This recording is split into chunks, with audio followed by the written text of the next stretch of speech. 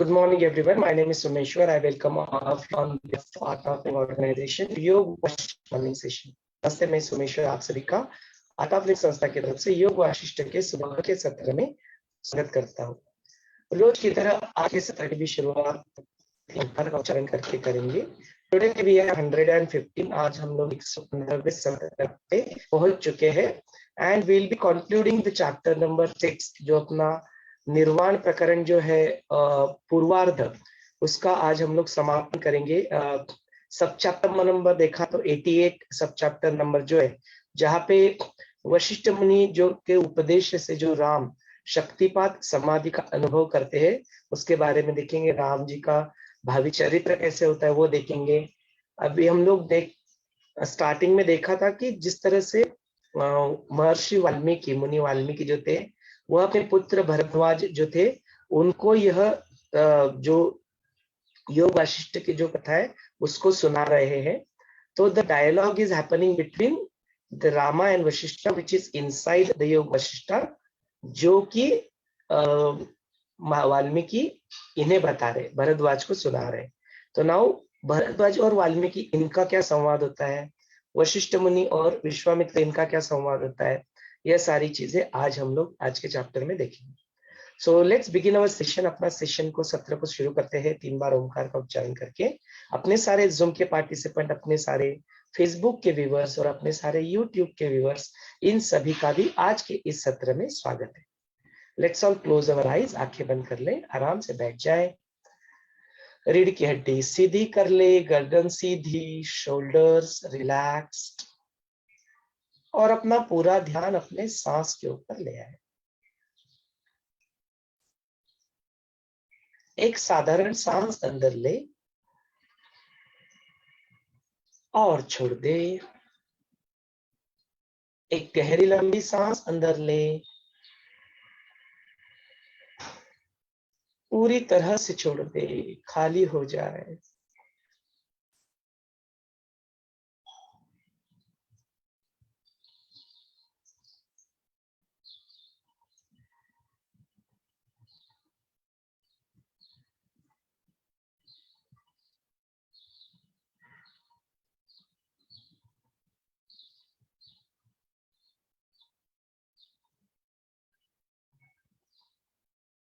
ओम उच्चारण के लिए गहरी लंबी सांस अंदर ले।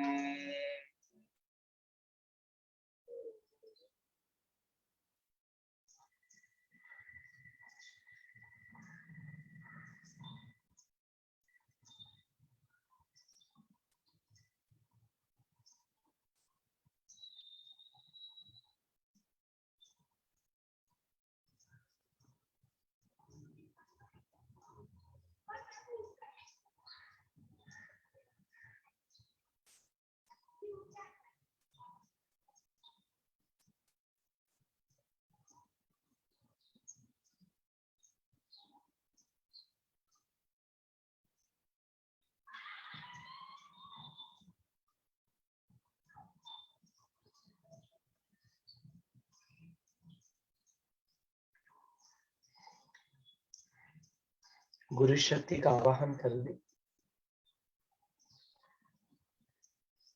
आवाहनम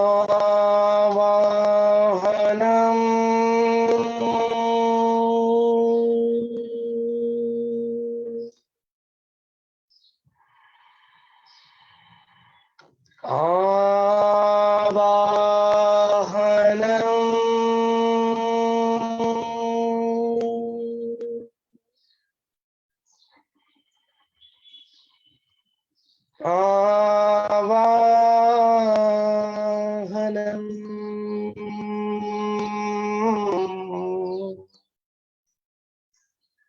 पुनः पुनः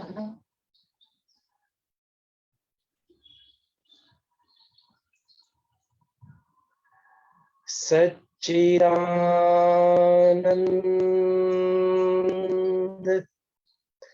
रूपोऽहम्।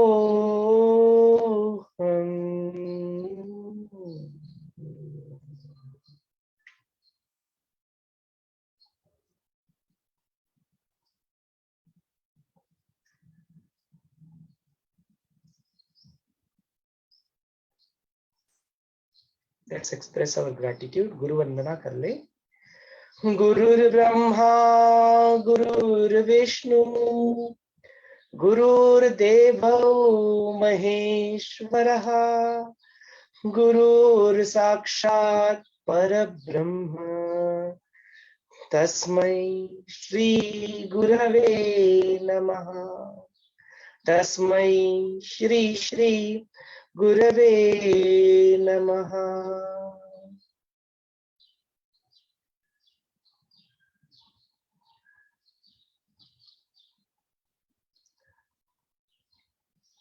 गुरु से प्रार्थना कर लें,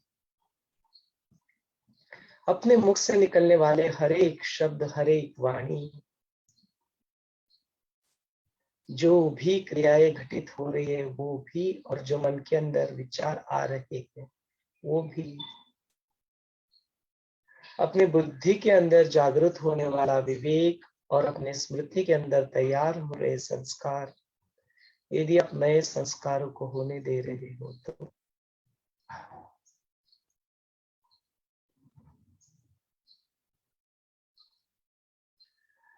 और यदि अब भी वह हम का छोटा भाव मैं बाकी है तो वह भी और सारे जाने अनजाने अस्तित्व के स्तर गुरु की प्रेरणा से प्रेरित हो, ऐसी प्रार्थना करें।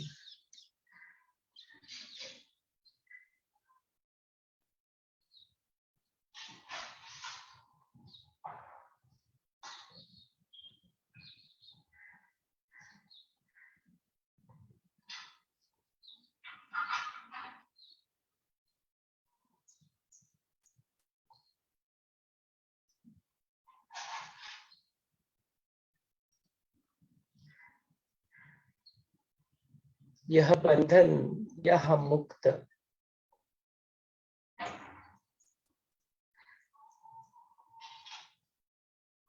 यदि अज्ञान पूरी तरह से गुरु के ज्ञान से मिट चुका है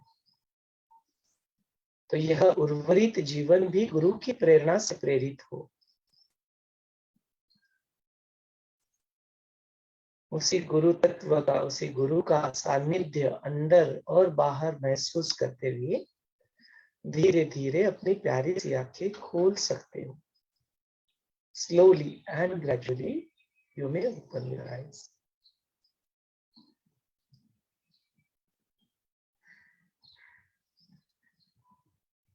जय गुरुदेव। चलिए अपने सत्र को आज आगे बढ़ाते हैं। तो यहाँ पे जो राम और वशिष्ठ मुनि जी, इनके अंदर का जो संवाद होता है वह वाल्मीकि के मुख से सुनकर जो उनके पुत्र भरद्वाज मुनि जो रहते हैं वह कहते वशिष्ठों के जो निर्णायक जो ज्ञान स्वरूप बोल सुन के ही राम की क्या प्रतिक्रिया रहेगी, किस अवस्था में राम प्रभु रामचंद्र जी पहुंच गए, ये जानने के लिए मुझे बड़ी उत्सुकता हो रही है। तो पूछते हैं अपने वाल्मीकि, अपने पिता ही रहते हैं, उनको बोलते हे गुरुवर्य, जिस तरह से ब्रह्मदेव की ऋषि परंपरा से आए हुए सारे प्राप्त ज्ञान का सार सुनकर प्रभु राम जी के मन में कुछ प्रश्न या शंकाएं कुछ बची, या कुछ सारे प्रश्न यहाँ पे पूरी तरह से खत्म हो गए, उनकी जिज्ञासा शांत हुई या नहीं हुई? उन्हें वो आत्म सुख का जो साक्षात्कार था, वो बोधात्मा जो था वो हुआ या नहीं हुआ? किस तरह से जो उनका चित्त जो रहता है, जो इधर उधर हालचाल करता है, वो विषयों में ना फंसते हुए स्थिर हुआ या नहीं। राम जो थे अभ्यास काल में जो सावधान रहते थे, वैसे दीर्घ अभ्यास होने के बाद जो अवधान न होते हुए ये जो अपने आप अपने इससे नशा जो अचेतन होता है शरीर में, वैसे वह वैसे ही रहे या फिर वह अपने इसके पात्र बन गए और उन्हें वह अनुभव यहाँ पे आ गया। तो उनकी स्थिति किस तरह से यहाँ पे हुई। तो बोलते हैं कि हमारे जैसे साधारण जो मनुष्य होते हैं, वो साधारण मनुष्य उनके लिए थोड़ा समय लग सकता है, लेकिन जो रामचंद्र के जो परम योगी, जो जन्म मरण रहित शुद्ध चिन्मात्म बोध स्वरूप होता है, सकल गुणों का जो निधान कहा जाता है, ऐसे विश्व का स्वामी था। तो उनके लिए तो यह बहुत स्वाभाविक था कि जैसे ही उन्होंने यह शब्द सुने, उनके ऊपर क्या प्रभाव पड़ा। मेरी बड़ी उत्सुकता है, कृपया करके मुझे बताएं। तो यहाँ पे जो वाल्मीकि मुनि रहते हैं, वो वाल्मीकि मुनि उनको कहते हैं कि वशिष्ठ का जो वेदों पंथ उपदेश माने जो अद्वैत का जो ज्ञान, आत्मज्ञान जो था, उसको सुनने के बाद जो शास्त्रों का सारा मर्म था वो अवगत होता था। इस तरह से जो कमल नयन राम, जो बिल्कुल जिनके नयन कमलों के भांति निर्मल, ऐसे कमल नयन राम बिल्कुल सुनते सुनते ही जो शब्द होते हैं, जैसे उनके शब्द, जैसे हमने अष्टावक्र गीता में भी देखा कि अष्टावक्र की बस देरी ही थी शब्दों की वहां पे उच्चारण करने की, और इमीडिएटली जो अपने जनक राजा थे उनके लिए वह अनुभव के रूप में वह परिवर्तित हो जाता था। तो उसी तरह से यहाँ पे जैसे ही वशिष्ठ के मुख से वह ब्रह्म ज्ञान निकला, वैसे ही वह इमीडिएटली तुरंत प्रभु रामचंद्र जी के लिए वह एक्सपीरियंस और अनुभव में यहाँ पे परिवर्तित हो गया। इसी तरह से जो उपाधि रूप जो अविद्या का जो अवसर था, उसके भी द्वार वहां पे खुल गए, और जो शुद्ध प्रकाश में जो चैतन्य आनंदमय होता था, वह शुद्ध आत्माकार वृत्ति और निरतिशय आनंद का उनको आविर्भाव वहां पे उत्पन्न हो गया। और ऐसा शक्तिपात, इस तरह से वो ज्ञान का जो शक्तिपात था, वो ज्ञान का शक्तिपात प्रभु रामचंद्र जी को हो गया, और वह अपनी ही बुद्धिवृत्ति जो थी वो सर्वथा वहां पे लीन होने के कारण उनके सारे इंद्रियों के जो व्यवहार थे, वो व्यवहार वहां पे रुक गए, वो निष्पन्द हो गए, स्तब्ध हो गए, अर्थात प्रश्न, उत्सुकता इत्यादि का तो कोई सवाल ही वहां पे बचा ही नहीं। तो इस तरह से उत्कट आनंद का आविर्भाव होता है, उनके शरीर में पूरी तरह से वो रोमांच खड़ा हो गया, और उनके शरीर में वो प्रत्यक्ष चैतन्य जीवन चैतन्य व्यापक जो सर्वाधिशभूत जो चैतन्य है, ऐसी एक होके धारी होने के बावजूद भी है या नहीं, इसका कोई वहां पे नहीं। आप जो व्यापक जो पूरी तरह से भरा होता है, होता है, उसी का भास, उन्हीं का एहसास उनको वहां पे प्रभु रामचंद्र जी को होने लगा। और इससे करके वह प्रभु रामचंद्र जी पूरी तरह से शांत एक रूप आनंद रूप अवस्था का जो वर्णन है, वो वर्णन सुन के भरद्वाज मुनि वहां पे कहते हैं, वाह वाह, क्या कितनी बढ़िया स्थिति है। नो, बिल्कुल केवल उपदेश श्रवण करने से ही महत पद को प्रभु रामचंद्र जी यहाँ पे प्राप्त हो गए। इसका मुझे बड़ा आश्चर्य होता है। हे मुनीश्वरा, इस तरह की जो अंतिम पद की जो प्राप्ति होते हैं, मुझ जैसे लोगों को कब होगी।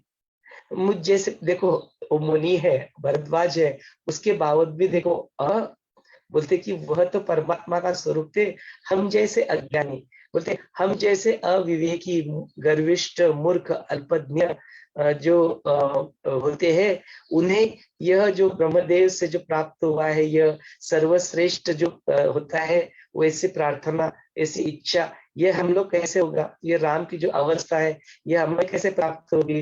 हाँ, तो बोलते हैं ऋषि वर्य, कृपया करके यह चित्त विश्रांति हमें कैसे मिलेगी ना। यह अपार संसार सागर की जो दूसर सीमा है, यह हम लोग कैसे तर जाएंगे।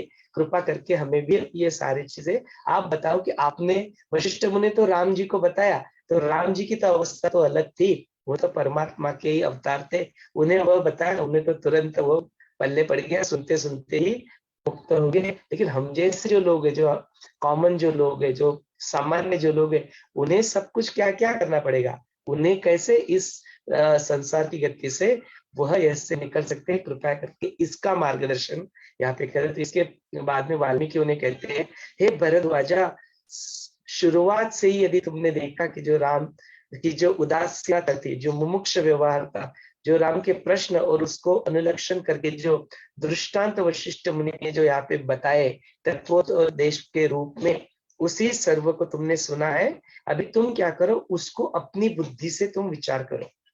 तो यह शुरुआत है। देखो किस तरह से होता है, जिस तरह से अपनी जर्नी शुरू हो जाती है, तो जो गुरु के उपदेश होते हैं, जो होते हैं वो अभी सुनते हैं और उसका हम लोग प्रैक्टिस शुरू करते हैं। तो बोलते हैं वह अलग अलग लोगों के लिए वही एक ही वाक्य, except the people and situation as they are, Gurudev के मुख से निकला, हमने सुना, लेकिन वही एक ही वाक्य, वही ब्रह्म वाक्य हर किसी के लिए यहाँ पे अलग अलग स्वरूप में वह प्रभाव डालेगा। क्यों? तो वह व्यक्ति, परिस्थिति, जिस साल के समय में वो जी रहा है, जिस तरह के उसके पूर्व संस्कार, प्राक्तन कर्म, संचित कर्म थे, अभी के उनके कर्म, अभी का उनका बैकग्राउंड, किस तरह का खाना पीना उसका है, सारी चीजें जो है, वो सारी चीजें किस लोकेशन पे वो बैठे हैं, यह सारी चीजें मैटर करते हुए जो ब्रह्म वाक्य आकाशवाणी की बात यहाँ से गुरु के मुख से निकलता है, वही वाक्य व्यक्ति और परिस्थिति जैसे है वैसे स्वीकार करो। जब गुरु बोलते तो उसका प्रभाव जो है हर किसी के ऊपर अपना अपना अलग अलग यहाँ पे पड़ता है।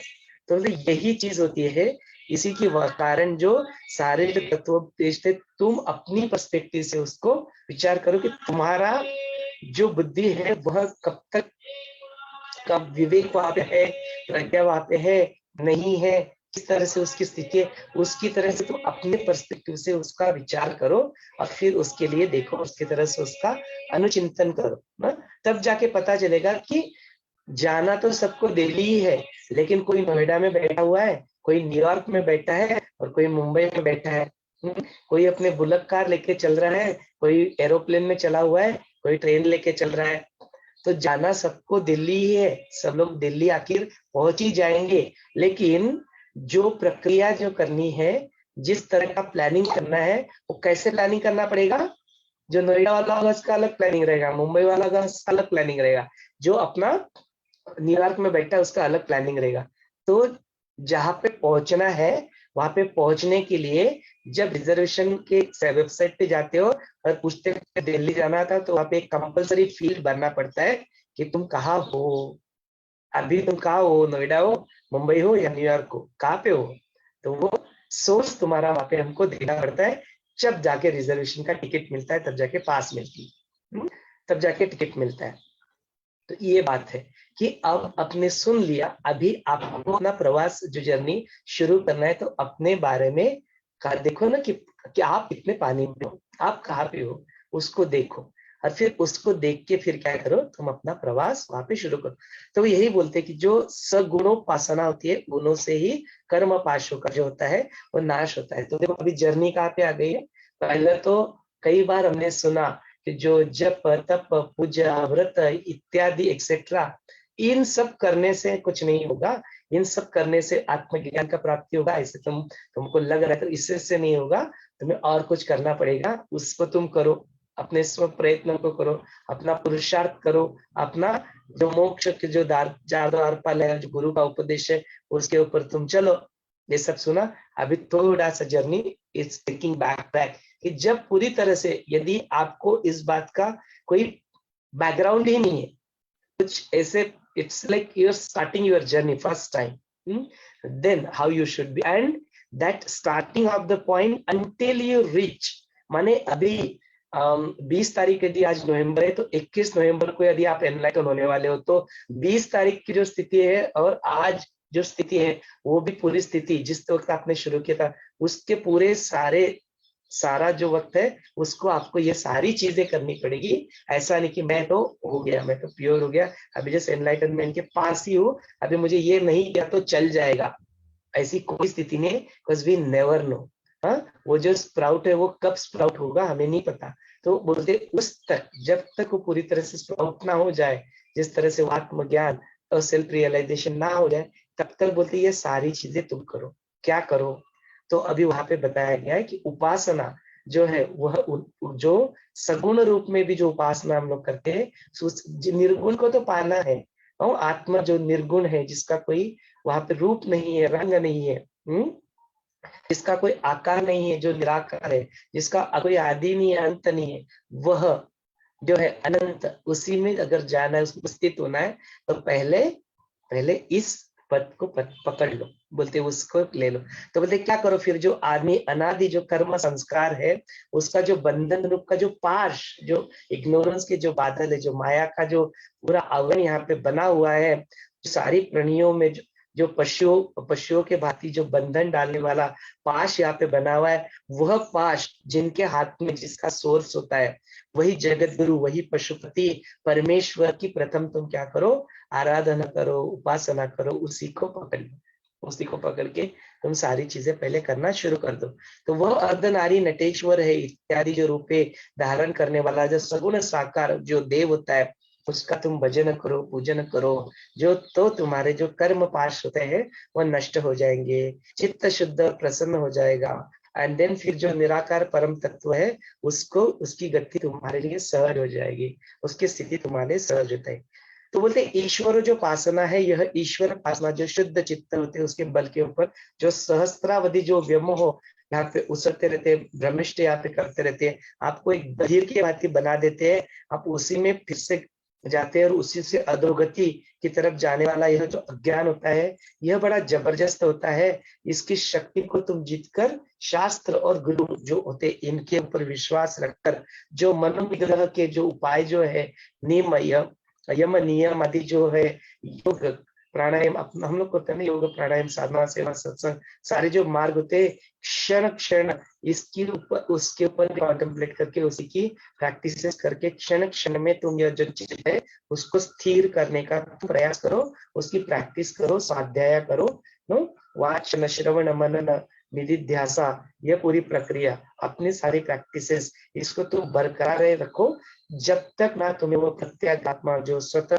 ही अपने ही जगह पे जो स्थिर है उस आत्मा को तुम वहां पे देखने का क्षण क्षण हर क्षण तुम यहाँ पे प्रयत्न करो। और उस आत्मदर्शन जो पूर्वकाली जो अज्ञान आच्छादन वहां पे था, वो बुद्ध रूपी रजनी से उस प्रकाश में प्रभ भाव को तुम सबको वो प्राप्त हो, इस तरह से वह वाल्मीकि यहाँ पे आशीर्वाद देते हैं। तो बोलते ईश्वर अनुग्रह के बिना पूर्व कर्मों को जीत नहीं सकते। तो यहाँ पे देखो, हमने पहले देखा कि दैव नाम की कोई चीज नहीं होती, देयर इज नथिंग लाइक दैव रहते, बोलते तुम्हारे वो कर्म ही है सारे चीज। लेकिन यहाँ पे वो एस्पेक्ट भी आ जाता है कि यदि ऐसा सब कुछ करते करते कहीं पे यदि आप डगमगा जाए, आपका धैर्य खो जाए, आपका पेशेंस वहां पे लूज हो जाए, तो बोलते यहाँ पे जो सारी जो चीजें हैं वह अनुग्रह से यहाँ पे होती है। ईश्वर का जो अनुग्रह होता है, वो अनुग्रह होने से यह सब प्राप्त होता है। उसके ऊपर तुम श्रद्धा रखो, उसके ऊपर तुम फेथ रखो। हाँ, वह श्रद्धा, वह फेथ, उनका जो ग्रेस है, वह ग्रेस आपको प्राप्त हो जाए, तब जाके यह स्थिति उत्पन्न हो जाए। तो यदि थोड़ा बहुत भी अहंकार कि मैं पुरुषार्थ कर रहा हूँ, मेरे तो मैं सब कुछ ये कर रहा हूँ और मेरी एक्शन से मुझे यह सब कुछ प्राप्त हो जाएगा, यह थोड़ा भी अहंकार वहां पे पैदा हो जाता है, तो उस अहंकार को पूरी तरह से निचोड़ के फेंकने के लिए यहाँ पे बोलते हैं कमान, तुम्हारे करने से कुछ नहीं होगा, यहाँ पे तुम्हारा जो अनुग्रह है वो ईश्वर का अनुग्रह होगा तो बात बनेगी। तो ईश्वर का अनुग्रह कैसे होगा? तो यह जो सारे जो तुम्हारे जो कर्म है, जो शास्त्र के अनुसार गुरु के उपदेश के अनुसार सारी चीजें को तुम बराबर पूरी तरह से करते रहोगे, रोज हर क्षण उसको करते रहोगे, तो फिर जो अनुग्रह है वो तुम्हें प्राप्त होगा। ये अनुग्रह में क्या प्राप्त होगा? तो कहते हैं यह अनुग्रह की स्थिति माने जो सही गुरु, जो सचमुच में सदगुरु है, वह सदगुरु, और जो सचमुच में शिष्य है, जो जेन्युइनली अपने गोल को, अपने उस पथ को आगे बढ़ाना चाहता है, उसको प्राप्त करना चाहता है, ऐसे गुरु, ऐसे शिष्य का दोनों का एक जगह पे मिलने का जो संयोग है, जो योग है, वह होके आना, वैसी सही परिस्थितियां वहां पे उत्पन्न हो जाना, दोनों का एक दूसरे को मिलना, और वहां पे उनके अंदर जो ज्ञान का जो आदान प्रदान है वो उसका होना, यह स्थिति उत्पन्न होना ही अनुग्रह है। यही स्थिति उत्पन्न होना अनुग्रह कहलाता है। और वैसे ईश्वर के अनुग्रह जब तक नहीं होता है, माने पूरी आपकी पूरी जो पराकाष्ठा, प्रयत्न की पराकाष्ठा जब तक आप लगा देते नहीं हो, तब तक यह ईश्वर का अनुग्रह नहीं होता है। उसको आपको पूरी तरह से अपने जीवन में करना पड़ता है। माने सब कुछ, देखो, कुछ छोड़ना नहीं है। There is nothing kind of thing, आपको बिल्कुल पूरी तरह से। और यदि कुछ चाहिए देता है अपने को, सडनली कैसे किसी को कुछ मिल जाता है विदाउट एनी प्रयत्न, उनको तो उनके वजह से संचित कर्म जो रहते हैं ना, संचित कर्मों की वजह से उसका जो प्रभाव रहता है, उस वजह से वह सारा अनुग्रह वहां पे प्राप्त हो जाता है, उनको वह मिल जाता है। तो कंपेयर कभी दूसरों के साथ नहीं करना। जस्ट देखो कि मैं कहाँ पे हूँ, जाना मुझे दिल्ली है, लेकिन मुझे किस मार्ग का अवलंब करना पड़ेगा, बिकॉज मैं जिस लोकेशन पे, उससे ऊपर निर्भर करता है। तो मेरे सारे प्रयत्न उससे उसी से रिलेटेड रहेंगे। तो अपने प्रयत्न को अपने साथ जारी रखो। मैं कहाँ पे था और मेरा आज यहाँ पे एक 10 साल हो गया, 5 साल हो गया, 2 महीना हो गया, कितना भी कुछ भी हो, मैं कहाँ पे पहुंच चुका हूँ, ये अपने आप के साथ, किसी और के साथ कंपेयर करने की कोई आवश्यकता नहीं है। आप देखो कि आप कहाँ पे चल रहे हो, आपका मार्गक्रमण यहाँ पे कहाँ पे आगे बढ़ रहा है। तो बोलते यह ईश्वर का जो अनुग्रह होता है, प्राक्तन जो होते हैं, वह पूर्व कर्म होता है, उसके बिना इसको जीत नहीं जा सकता। देन कोई कोई लोग पूछेंगे, फिर बोलेंगे इस तरह से, क्योंकि फिर क्या, फिर केवल भजन या पूजन, ईश्वरोपासना से ही सब कुछ पूरा हो जाता है? तो फिर ये यम नियम हो गए, सारे जो डिसिप्लिन होते हैं उसका पालन करना, श्रवण मनाने जो ये होता है उसको करना, ऐसे कोई पूछेगा कि इसकी करने की क्या आवश्यकता है? तो फिर अपने प्रयत्नों की क्या आवश्यकता है? वैसे भी तो देने वाला भगवान ही है, तो जब देगा तब देगा। हाँ, तो बोलते ऐसे कुतर्क में फंसने की आवश्यकता नहीं है। बोलते ऐसे मनुष्य की जो बुद्धि होती है, उसकी जो आकलन होता है, जो तर्क के पले जो चीज होती है, अव्यक्त व्यापक प्रांत में जो सारी चीजें होती रहती है, वह श्रुतियों में भी जिसको बारे में बताया गया है, जिसके बारे में उसको बताया, उसकी जोड़ भी यहाँ पे, इन सारी चीजों का जो ज्ञान की जो जोड़ रहती है, गुरु का उपदेश रहता है, आपके प्रयत्न रहते हैं, अध्यात्म के ज्ञान का पूरक जो होता है, ये सारी चीजें एक दूसरे को क्या करती है, ये परस्पर रहते हैं, एक दूसरे के ऊपर यह निर्धारित करती है। और वह जो होता है, वो उपासना से जो प्रसन्न होने वाला ईश्वर है, वह भी तभी आपको हेल्प करता है जब आपने अपने सारे प्रयत्न किए, आपने अपने जो ललाट के ऊपर जो कुछ भी वहां पे है, उसको मिटाने का जो है, वो खुद भी आके तब तक वो मिटाएगा नहीं, जब तक ज्ञान के योग से उस अज्ञान का समूल नाश नहीं कर देते, तब तक ये कर्म लिख जाते हैं, वह तभी उसको परिमार्जित करते, तभी उसको जाके वहां पे अनुग्रह भी होता है। तो अपने प्रयत्नों को आपको पूरी तरह से कभी भी नहीं छोड़ना है, अपने प्रयत्न को बनाए रखो। साधना, सेवा, सत्संग, योग, प्राणायाम, ज्ञान का अभ्यास, गुरु के वचन, उनके ऊपर चलना, अपने डे टू डे रूटीन को फॉलो करना, जो भी अपने कार्य कर्तव्य उसको निभाना, सब कुछ करते हुए यदि अपने आप को इस अभ्यास से जाओगे, तो एक स्थिति ऐसी आ जाएगी कि आप सब कुछ करते हुए भी उससे पूरी तरह से अलिप्त हो जाओगे, और वही स्थिति आत्मज्ञान की स्थिति वहां पे उत्पन्न हो जाएगी, और अपने आप आत्मज्ञान फिर अपने आप ही वहां पे हो ही जाएगा। तो यह जो आत्मलाभ की जो सामग्री होती है, वो जो दैवी संपत्ति होती है, तो उसके ऊपर क्या करो, धीरे धीरे यहाँ पे जोड़ते रहो। श्रम, दम, तितिक्षा, उपरति, श्रद्धा और समाधान, ये जो षट संपत्तियां है, काम, क्रोध, लोभ, मद, मोह, मत्सर, यह जो विकार है, यह जो विषय है, पंचेंद्रियों से, ज्ञानेन्द्रियों से जो बाहर जाने की वृत्तियां है, जो टेंडेंसियां है, यह सारी टेंडेंसीज, यह सारी वृत्ति जो है, उसको छोड़कर सारे विकारों का दमन कर अपने ऊपर अपना सेल्फ कंट्रोल, दमक को और शम को, और जो सारी जो षट संपत्ति है, उन षट संपत्तियों का अपना उपयोग कर उसको अर्न करो। अभी है नहीं तो बोलते गुरुदेव बोलते जाओ फिर अर्न करो, अपना प्रयत्न करो, पुरुषार्थ करो, अर्जित करो उसको, गो अर्न, उसको भी अर्थ बोलते हैं। सारे प्रयत्न को ही यहाँ पे अर्थ बोला है। दो चीज उसको लगने वाली है, उस अर्थ को निभाओ, जाओ प्रयत्न करो अपना, गो अचीव इट। तो उसको अपने जीवन में हासिल करो। तो ऐसा हासिल करते करते फिर वो तमस और रजस वहां पे, जहाँ पे पूरी तरह से उसका निग्रह हो जाएगा, और जब बचा है फिर सत्व गुण, उस सत्व गुणों का वहां पे उदय हो जाएगा। माने मैत्री, करुणा, संतोष, समाधान, शम, दम, तितिक्षा, श्रद्धा, उपरति, और जो अपना समाधान, संतोष, उसका वहां पे उदय हो जाएगा।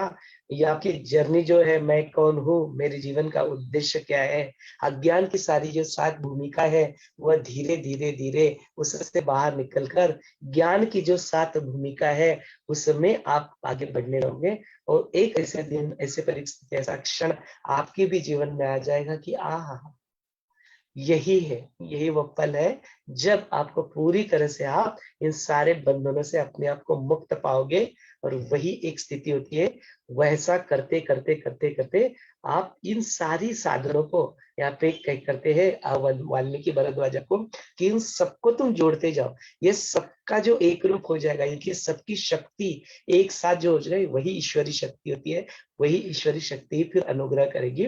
और आप जिस तरह से इसको प्राप्त होने तो प्राप्त करो। तो क्या कहते हैं, तो तुम्हारी जो वाणी होती है, तुम्हारा जो मन होता है, उसका जो विषय नहीं है, ऐसे अचिंत अप्रमेय आत्म चैतन्य का विवेचन करने वाले जो शास्त्र है, गुरु के वचन है, उसके साथ साथ तुम्हारी खुद की जिज्ञासा, तुम्हारी आकलन शक्ति, दृढ़ भाव, इससे युक्त जो शिष्यों की जो जोड़ी होती है, जो गुरु और शिष्य की जो जोड़ी होती है, हाँ, फिर उसका जो अज्ञान होता है, उसका नाश करने के लिए जो उपाय जो ढूंढती रहती है, और वहां पे जो अविद्या रूप, जो दृश्य भास रूप होता है, वो मोहवल्लरी जो रूप होता है, ऐसे श्रोत्रिय ब्रह्मनिष्ठ गुरु जो होते हैं, जो प्रज्ञावंत होते हैं, योग्य शिक्षक जो होते हैं, उनके वहां से पूरी तरह से यह नष्ट विद्या अविद्या को यहाँ पे नष्ट कर देते हैं। उसका मेल बैठना, उसका जो संयोग होना, यह भी नियति ही है, यह भी ईश्वर इच्छा ही है। यह ईश्वर इच्छा जो है, यह कब कब यह तीनों के तीनों जो है एक साथ आ जाए, यह कभी कोई बता नहीं सकता। ये नहीं बताने की चीज नहीं होती है। इसीलिए ये कहीं कोई तुम्हें बता नहीं सकता। इसीलिए तुम जो सारी जो सामग्री सामरे जो मैंने साधन यहाँ पे बताए, उन सारे साधनों को जोड़ते रहो। उनको धैर्य तुम अपना बिल्कुल मत हो। अपनी जो श्रद्धा है, उस श्रद्धा को तुम बनाए रखो। तब जाके सदैव अपने विवेक को भी सदैव तुम जागृत रखो। तब जाके असामान्य जो ज्ञान है, जो निस्संशय वो प्राप्त हो जाएगा। उसके ऊपर भी श्रद्धा को जरूर मिलेगा, जरूर सबको मिलेगा। गुरुदेव का वचन है, सबको मिलेगा, सबको वो प्राप्त होगा। उस वचन के ऊपर श्रद्धा रखते हुए तुम अपने कार्य को आगे बढ़ते हो। तो मुझे एक महाबलशाली कोई राजा होता है, कोई बड़ा सा संकट भी आता है, तब भी अपनी विपुल जो साधन सामग्री जो रहती है, उससे संपन्न होने के कारण वह नामोहरण नहीं बनता है। तो जो उसका उत्साह वहां पे बना रहता है, धैर्य की स्थिति को बनाए रखता है। लेकिन जिसके अंदर कोई शक्ति नहीं होती है, थोड़ी सी शक्ति होती है, और थोड़ी सी कुछ हानि भी हो गई, तो पूरी तरह से वो शोक में डूब जाता है, निराश हो जाता है। तो इसलिए क्या करो, यह जो अपने बल है, ये जो शक्तियां है, जो सारी शक्तियों के बारे में हमने बात की, ये जो सारी संपत्तियां है, इस संपत्तियों को हम लोग अपने जीवन में बनाए रखते हैं। तो फिर जो परिस्थितियां जो आती है, वो परिस्थितियों में भी फिर अपना आप धैर्य नहीं खोते, आप अपने पाथ पे चलते रहते। तो यही बोलते हैं ना, यदि हैप्पीनेस प्रोग्राम कर लिया, वहां पे ज्ञान सुन लिया, और जो except the people and situation, वो ज्ञान जो है वहां पे टिकते हुए दिखाई नहीं देता है रोजमर्रा की जिंदगी के बारे में, तब बोलते जाओ, फिर अपने इसको गहरे में जाओ, उतरो अपने आप में, साइलेंस को करो। साइलेंस में उस ज्ञान को टिकाने का जो बल है, वो प्राण शक्ति को जो प्राप्त है, तो प्राण शक्ति को प्राप्त करो। वो सारे चक्रों का भेदन करके अपनी कुंडलिनी शक्ति जो बैठी हुई है मूलाधार में, उसको निकाल के सहस्त्रार तक पहुंचाओ। फिर जाके उस स्थिति में फिर सामने आता है तो इरिटेशन नहीं होता है, सामने आके जो परिस्थिति उत्पन्न हो जाती है तो इरिटेशन नहीं होता है। वह जो ज्ञान है, except the people and situation as they are, व्यक्ति और परिस्थिति जैसे उनका वैसे स्वीकार करो। वह देखने की ताकत, उसको जो फॉरबेरेंस, जो तितिक्षा होती है, कुछ अप्रिय घटना घट भी गई तो उसको सहने की ताकत, जो सहन शक्ति होती है, वह आपके अंदर उदय हो जाती है। और फिर ज्ञान टिकने लगता है, हाँ? तो भी फिर वो बनने लगता है। तो अपने जो ये सारे साधन है, उसको छोड़ो नहीं, उसको करते रहो। यही साधन है, यही ज्ञान है, यही जो सामग्री है, यही टिकाए रखेगा। और फिर वो निरति जो है, नियति जो है, उसकी जो इच्छा हो जाएगी, वो संजोग वहां पे आ जाएगा। तो कभी भी आप तैयार रहो स्प्राउट होने के लिए। फिर स्प्राउट होना है तो उस वक्त तो स्प्राउट, जैसे परिस्थिति अपने आप, जिस तरह से वो जो बीज रहता है, वो बीज हमेशा तैयार होता है स्प्राउट होने के लिए। फिर वो जो किसान रहता है, उस तरह की परिस्थिति अपने प्रयत्न से वहां पे बनाता है, वो वहां पे खेती करता है, उसको एक करता है वहां पे, वो बीज बोता है पानी। इससे जो एनवायरमेंट क्रिएट करता है, एक एनवायरमेंट क्रिएट करने का जो बीज, जो अपने अंदर जो बीज है, जो आत्मा है, वो स्प्राउट होने के लिए बिल्कुल सदैव तैयार है। जैसी परिस्थिति वहां पर उत्पन्न हो गई, वो ऑब्वियसली दिखेगा। और जो द्वीप है, अपने अंदर की जो ज्योति है, वो प्रज्वलित है ही। जो अज्ञान के बादल है, वो जैसे ही हट जाएंगे अपने आप, फिर ऑब्वियसली वहां पे दिखने लगेगा। तो यही जो स्थिति है, तो यही एक एक तरीका, ये एक मार्ग है जिसके ऊपर हमने को कंटिन्यूअसली यहाँ पे चलना है। तो बोलते हैं यहाँ पे जो आत्मज्ञान है, यह शुभ विधायक बुद्धि है, उसके पूर्ण कर्मों की यह अधीन होता है। ऐसे अनेक जन्मों से जो पुण्य कर्म पक्व परिणित होकर ज्ञान उत्पन्न होते रहता है, इसका अनुमान शुद्ध चरणी जीवन होते हैं उनके चरित्र में यदि देखो, तो वह ज्ञान रूप कार्य परिणाम वहां पे देखने से हमें पता लगता है। ये देखो उनके कैसे आचरण थे, उनकी कैसी थी। उठा लो ना कोई भी अपने पूरे, देखो जो कृष्ण थे, राम थे, सभी संतों को उठा लो आप और देखो कि उनके बुद्ध थे, उनके कार्य कैसे थे, वह कैसे अपने जीवन को जीते थे। उनके जीवन के ऊपर देखने से पता लगता है कि हाँ हाँ, यही जीने लायक चीज एक होती है, ऐसे ही हमें जीना है। तो बोलते हे पुत्र, वाल्मीकि अपने पुत्र को कहते हैं, पुत्र जो कर्म होता है वह सकाम यदि करते हो, तो उसी को अहंकार, राग, द्वेष इत्यादि से वह प्रेरित होता है, और वही आपके लिए बंधन कारक बन जाता है, और वही शत्रु के भांति यहाँ पे व्यक्त होता है। और यदि वही कर्म तुम निष्काम भावना से नो वो करो, तो वही फिर मेरा नहीं, केवल एक बुद्धि के रूप में देखो, तो एक कर्तव्य भावना से, एक निष्काम भावना से, ईश्वर की सेवा की भावना से, यह जो मैं कार्य करता हूँ, यह मेरा नहीं कार्य है, यह वाणी मेरी नहीं है, यह गुरु की वाणी है, गुरु शक्ति की ही यहाँ पे उदय होती है, और वो गुरु शक्ति ही उस कार्य को आगे बढ़ाती है। जो कुछ भी हाथों से मेरे कर्म होते हैं, जो कुछ भी क्रियाएं होती है, वो घटनाएं होती है, जो भी विचार यहाँ पे उत्पन्न होते हैं, जो भी स्मृति पे कोई संस्कार भी होते हैं, और कुछ भी जो कुछ भी बचता है, तो वह उन्हीं की प्रेरणा से सब कुछ यदि उदय होता है, उन्हीं का कार्य एक निमित्त मात्र बनकर मैं यहाँ पे सिर्फ करता हूँ अपना ये होता हूँ। तो उस तरह की जो भावना होती है, उस तरह का जो कार्य होता है, तो फिर अपने आप ही वो निष्काम कार्य जो बिल्कुल मित्र के भांति मोक्षदायक हो जाता है। तो यही तो प्रार्थना करते हैं गुरु से, गुरु शक्ति से यही तो प्रार्थना करते हैं कि मेरा मुझ में कुछ ना ही, जो होत सो तोर, लागी तुमसे मन की लगन, लागी तुमसे मन की लगन। आपके होते रह चुके हैं, आपके ही बन के रह चुके हैं, तो जो भी है अस्तित्व के सारे जाने अनजाने स्तर आपकी प्रेरणा से ही प्रेरित हो, ऐसे तो रोज प्रार्थना करते हैं। तो फिर ऐसे करते करते जो कर्म होते हैं, जो सकाम करने होते हैं, उसका त्याग कर श्रवणादि का जो आत्म ध्यान में जो है, उसी में तुम आस्था रखो। जो विवेक दृष्टि है, उसी को आच्छादित करके, जो शोक उद्वेद है, उसके तुम आहार में उसमें फंसो नहीं, और उससे अपना जो प्रज्ञा रूप जो पक्व जो होता है, उसी का तुम सदा रक्षण करते रहो। तो जिस तरह से जो नदियों के तरंग जो होते बहते रहते हैं, जो आजू बाजू के जो यहाँ पे कोई ग्रास होता है, उस प्रवाह में वो बह जाते हैं, तो फिर उनकी गणना कभी भी सर्वश्रेष्ठ पुरुषों में नहीं की जाती। तो यह सारा शरीर जो दृश्य पदार्थ है, ये जो काल का जो अन्न है, इसके ऊपर जो ममता अहम भाव होता है, उस सब को तुम छोड़ दो। तो ऐसे पुरुषों के ऊपर शोक करने की कभी टाइम नहीं आता। वस्तुतः यहाँ पे कोई ऐसा विशेष धर्म या कोई धर्मी, यहाँ पे अलग अलग गुण धर्म है, वस्तु है, ऐसा कोई चीज होता नहीं है। इसलिए इस सब को छोड़कर तुम वो जो अमंगल होता है, वो शोक का त्याग कर मंगल का ही सदा चिंतन करो, और इसी निर्मल चिदानंद आत्मा की तुम भावना यहाँ पे करते हो। जो बोलते जिस चीज की भावना करोगे वह बढ़ेगा, नेगेटिव की भावना करोगे तो नेगेटिव बढ़ेगा, पॉजिटिव की भावना करेंगे तो पॉजिटिव बढ़ेगा। जिस चीज की भावना करेंगे वह वहां पे और ज्यादा फलीभूत होगा। मुझे सब कुछ मिल चुका है, इस तृप्ति का अनुभव करेंगे तो आनंद बढ़ेगा। ग्रम्बल करोगे तो मुझे कुछ मिला नहीं, जो है वो भी चला जाएगा। तो बोलते चिंतन मंगल का ही करो, अमल गंज का चिंतन मत करो। उसी निर्मल चिदानंद जो आत्मा है, उसी की तुम यहाँ पे भावना करो। तो फिर अपने जीवन के जो मन गुण है, उनको छोड़कर जो ब्रह्म गुण है, उसी से तुम युक्त हो। तो बोलते जो अपने देव वडीलधारी जो एल्डर्स जो रहते हैं, अनुभवी जो रहते हैं, और जो पूज्य जो लोग रहते हैं, गुरु रहते हैं, उनके जो कथन रहते हैं, उनकी जो वाणी रहती है, उनका जो वो जो हमें बोलते हैं, वो सदैव अपने भले के लिए बोलते हैं।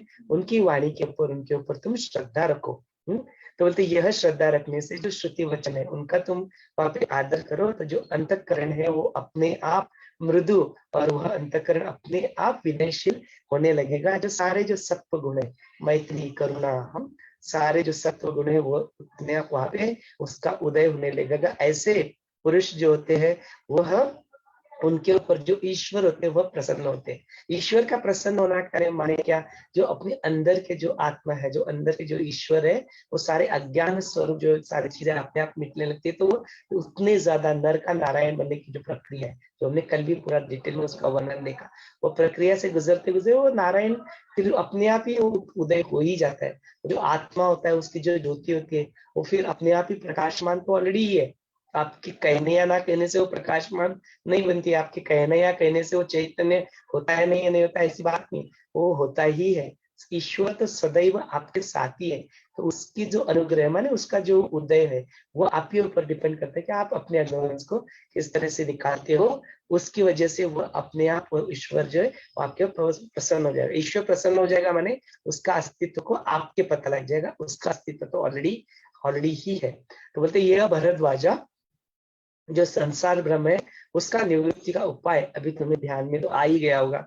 हाँ, तो इसी तरह से तुम अपने आप को आगे बढ़ाओ, मुमुक्ष व्यवहार जो है उसको करते रहो सदा। तुम अपना श्रवण जो मननादि का जो उससे फिर उसके भी जो विघ्न होते हैं हमने देखे, आदि व्याधि, हमने 9 ऑब्स्टेकल देखे, सात ज्ञान अज्ञान की भूमिकाएं भी देखी। यह सारे जो बाधाएं जो रहती है इसको यहाँ पे विघ्न का है। ऐसे विघ्न भी यहाँ पे नहीं आते। उस गणेश का जो विघ्न जो है सुख करता है और जो विघ्न को भी हर लेता है, ऐसे जो बुद्धि के जो देवता है ऐसे गणेशा की भी उपासना करते समय वह सारे अपने विघ्न को वहां पे आने ही नहीं देते हैं।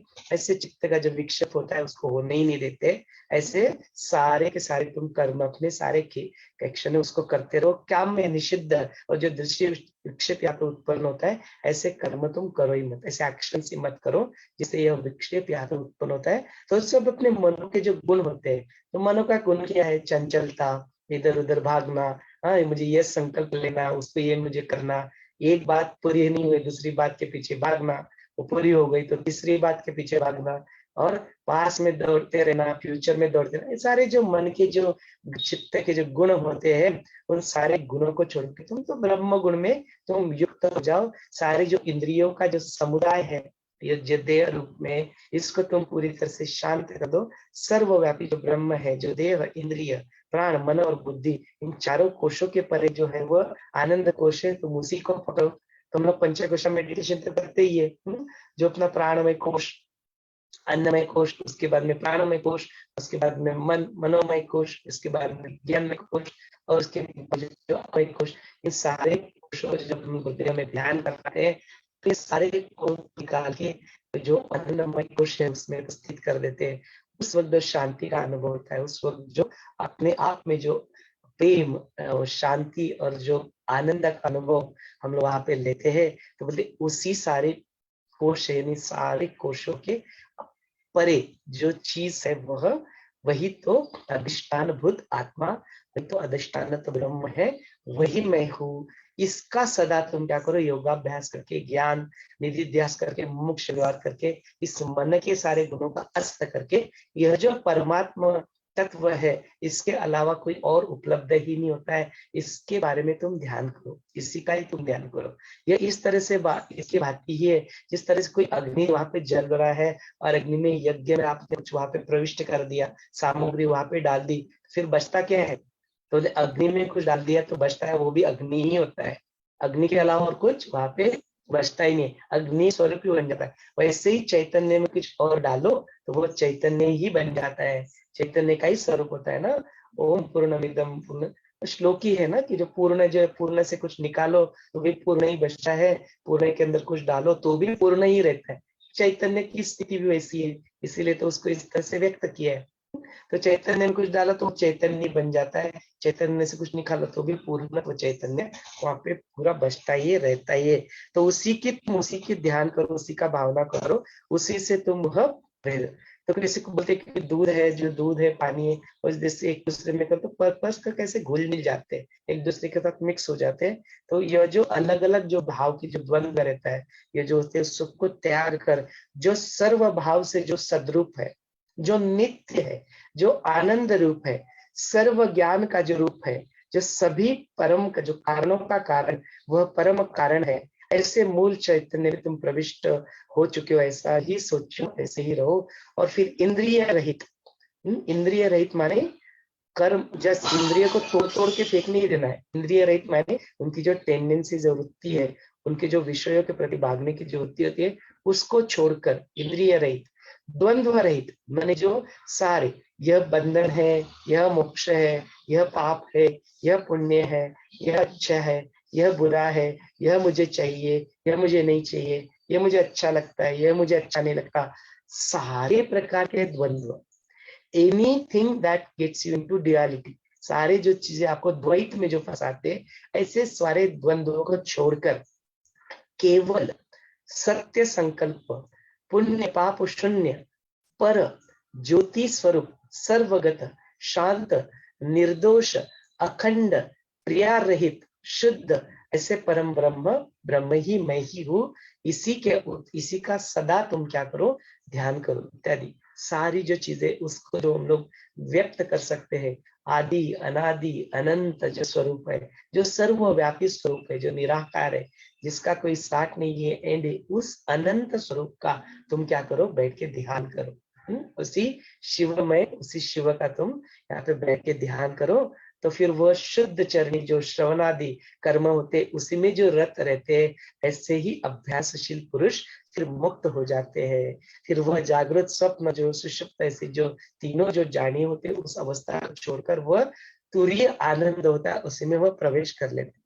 तो यह जीव की जो तुरीय की जो स्थिति होती है, वो जो निर्विकल्प समाधि की जो स्थिति होती है, यह उसका साक्षात्कार होता है, यही ज्ञान की जो पराकाष्ठा होती है, वही होती है। जो अपना प्रेम होता है, प्रेम की पराकाष्ठा हमने भक्ति देखा, तो यह निर्विकल्प समाधि की जो स्थिति होती है, आत्मज्ञान, जो सेल्फ रियलाइजेशन होता है, यह ज्ञान की पराकाष्ठा, पूरी ज्ञान की पराकाष्ठा जाते हैं, उसी निर्विकल्प समाधि थे। यास्तव जो शास्त्रानुसार, अभ्यास अनुसार गुरु चरण के ऊपर चलते चलते तुम अपने मन को स्थिर करो। और फिर बताते हैं कि यहाँ पे जो होते हैं कि जो वशिष्ठ मुनि का जो शक्तिपात सामर्थ्य, उसके बारे में यहाँ पे कहा जाता है कि आप ऊपर जो भरद्वाज होते हैं, वो कहते हैं कि जराम का जो शुद्ध मन है, वो आत्मा में लय जो पार हो चुका था पूरी तरह से, वो गाढ़ निर्विकल्प समाधि में यहाँ पे प्राप्त हो चुके होते हैं। और उनको जो निरुपाधिक अवस्था होती है, कितने देर तक हो रही, कैसे वो वहां पे बने रहे, किसी तरह से वहां पे रहे, तो उन्होंने फिर उसके बाद जो हमने जो कुछ रामायण सुना है, क्योंकि योग वशिष्ठ का जो महारामायण है, उत्तर रामायण कहते हैं, इसका तो रचना बाद में आया, लेकिन पहले तो रामायण पूरी तरह से वहां पे घटित हो चुका है। तो बोलते हैं उनके जो प्राप्त व्यवहार थे, फिर उन्होंने वो कैसे किए, इस तरह का प्रश्न भरद्वाज वहां पे, तो वो जानने की मुझे इच्छा, कृपा करके मुझे भी उनके जैसा अभ्यास करना है, उनके जैसा व्यवहार करने का मैं भी प्रयत्न यहाँ पे करूंगा। इसके ऊपर वाल्मीकि कहते हैं, हे पुत्र, जो राम का जो निर्विकल्प शांत अवस्था देख करके, फिर यहाँ पे विश्वामित्र यहाँ पे अपने कथन को कहते हैं, विश्वामित्र जो वशिष्ठ को कहते हैं कि महाभाग, यह ब्रह्मदेव पुत्र वशिष्ठ, आप कितने थोर हो, आप कितने महान हो। देखो अभी यहाँ पे गुरु जो है, उनके गुरु के प्रति अपने आप अपना कृतज्ञता यहाँ पे व्यक्त करते हैं कि केवल आपके अनुग्रह दृष्टि से ही, केवल आपकी शक्तिपात से ही आपने जो यहाँ पे वाणी यहाँ पे जो दी उत्पन्न की, उसका जो नाद यहाँ पे उत्पन्न हुआ, उसी शक्ति से, केवल आपकी दृष्टि से ही जो अनुग्रह उसको प्राप्त करके, ऐसा गुरुत्व, ऐसा जो शिष्य का उद्धार करने का जो सामर्थ्य है, वह शक्तिपात सामर्थ्य आपके पास है, जो बोलते बोलते वह प्रकट हो जाता है। किसी के ऊपर जो आपकी वाणी है, आपके सानिध्य से किसी को वह जो है दर्शन, स्पर्श, शब्द और केवल जो कृपा कटाक्ष जो आपका किसी के ऊपर होता है, उसी से ही वह इस स्थिति को प्राप्त होता है। जो योग से, जो योग शिष्य के जो देह होता है, उसमें ही जो शंभु का प्रवेश, माने जो शिव की जो जीव को शिव रियलाइज करवाने की जो स्थिति होती है, जीव और शिव, शिव तो ऑलरेडी है, जो जीव जो अपने कुंडलिनी शक्ति को जागृत करके जो ब्रह्म से निकल के जो सहस्त्रार में स्थापित होता है, तो वो शिव की अवस्था, अपने जीव का जीवन भूल इंडिविजुअल कॉन्शियसनेस सुप्रीम जो प्रविष्ट कराता है, वो जिसका शंभु का प्रवेश वहां पे करा देता है, ऐसा सामर्थ्य यहाँ पे आपके अंदर है, जो स्वतः के ही देह से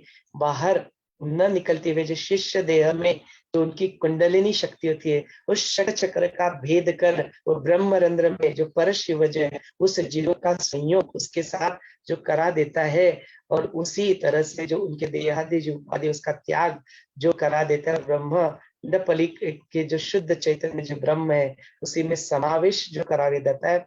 ऐसे दोनों प्रकार की जो शक्तिपात से जो शिष्य को अपने पूरी तरह से निकाल कर वो उसी शिव में स्थित कर देता है, वही सच्चा गुरु है, वही सच्चे सदगुरु है। तो गुरुदेव तो जब भी ध्यान करने गुरुदेव के सामने बैठ जाओ तो इसी का अनुभव उसी शंभु का उसी शिव के साथ तो गुरुदेव हमें मिलाते हैं, उसी में हमको प्रविष्ट कराते हैं। हम सभी का जिन्होंने गुरुदेव के साथ यह ध्यान किया हो उनका यह अनुभव है। तो देखो क्या दे रहे हैं हम, क्या क्या दे रहे हैं ना, तो उसी समाधि का जो स्थिति हम लोग अनुभव करते हैं उसी स्थिति को यहाँ पे प्रभु रामचंद्र जी भी यहाँ पे अनुभव कर रहे हैं। तो बोलते ऐसी जो चीज है जो स्वभावता विशुद्ध चित्त जो विरक्त होता है और केवल चित्त की विश्रांति की जो आकांक्षा होती है उससे संवाद से ही आत्म स्वरूप को जो प्राप्त कर लेता है, ऐसे गुरु वाक्य के जो होते शिष्यों का जो प्रज्ञा का बोध का कारण होते हैं।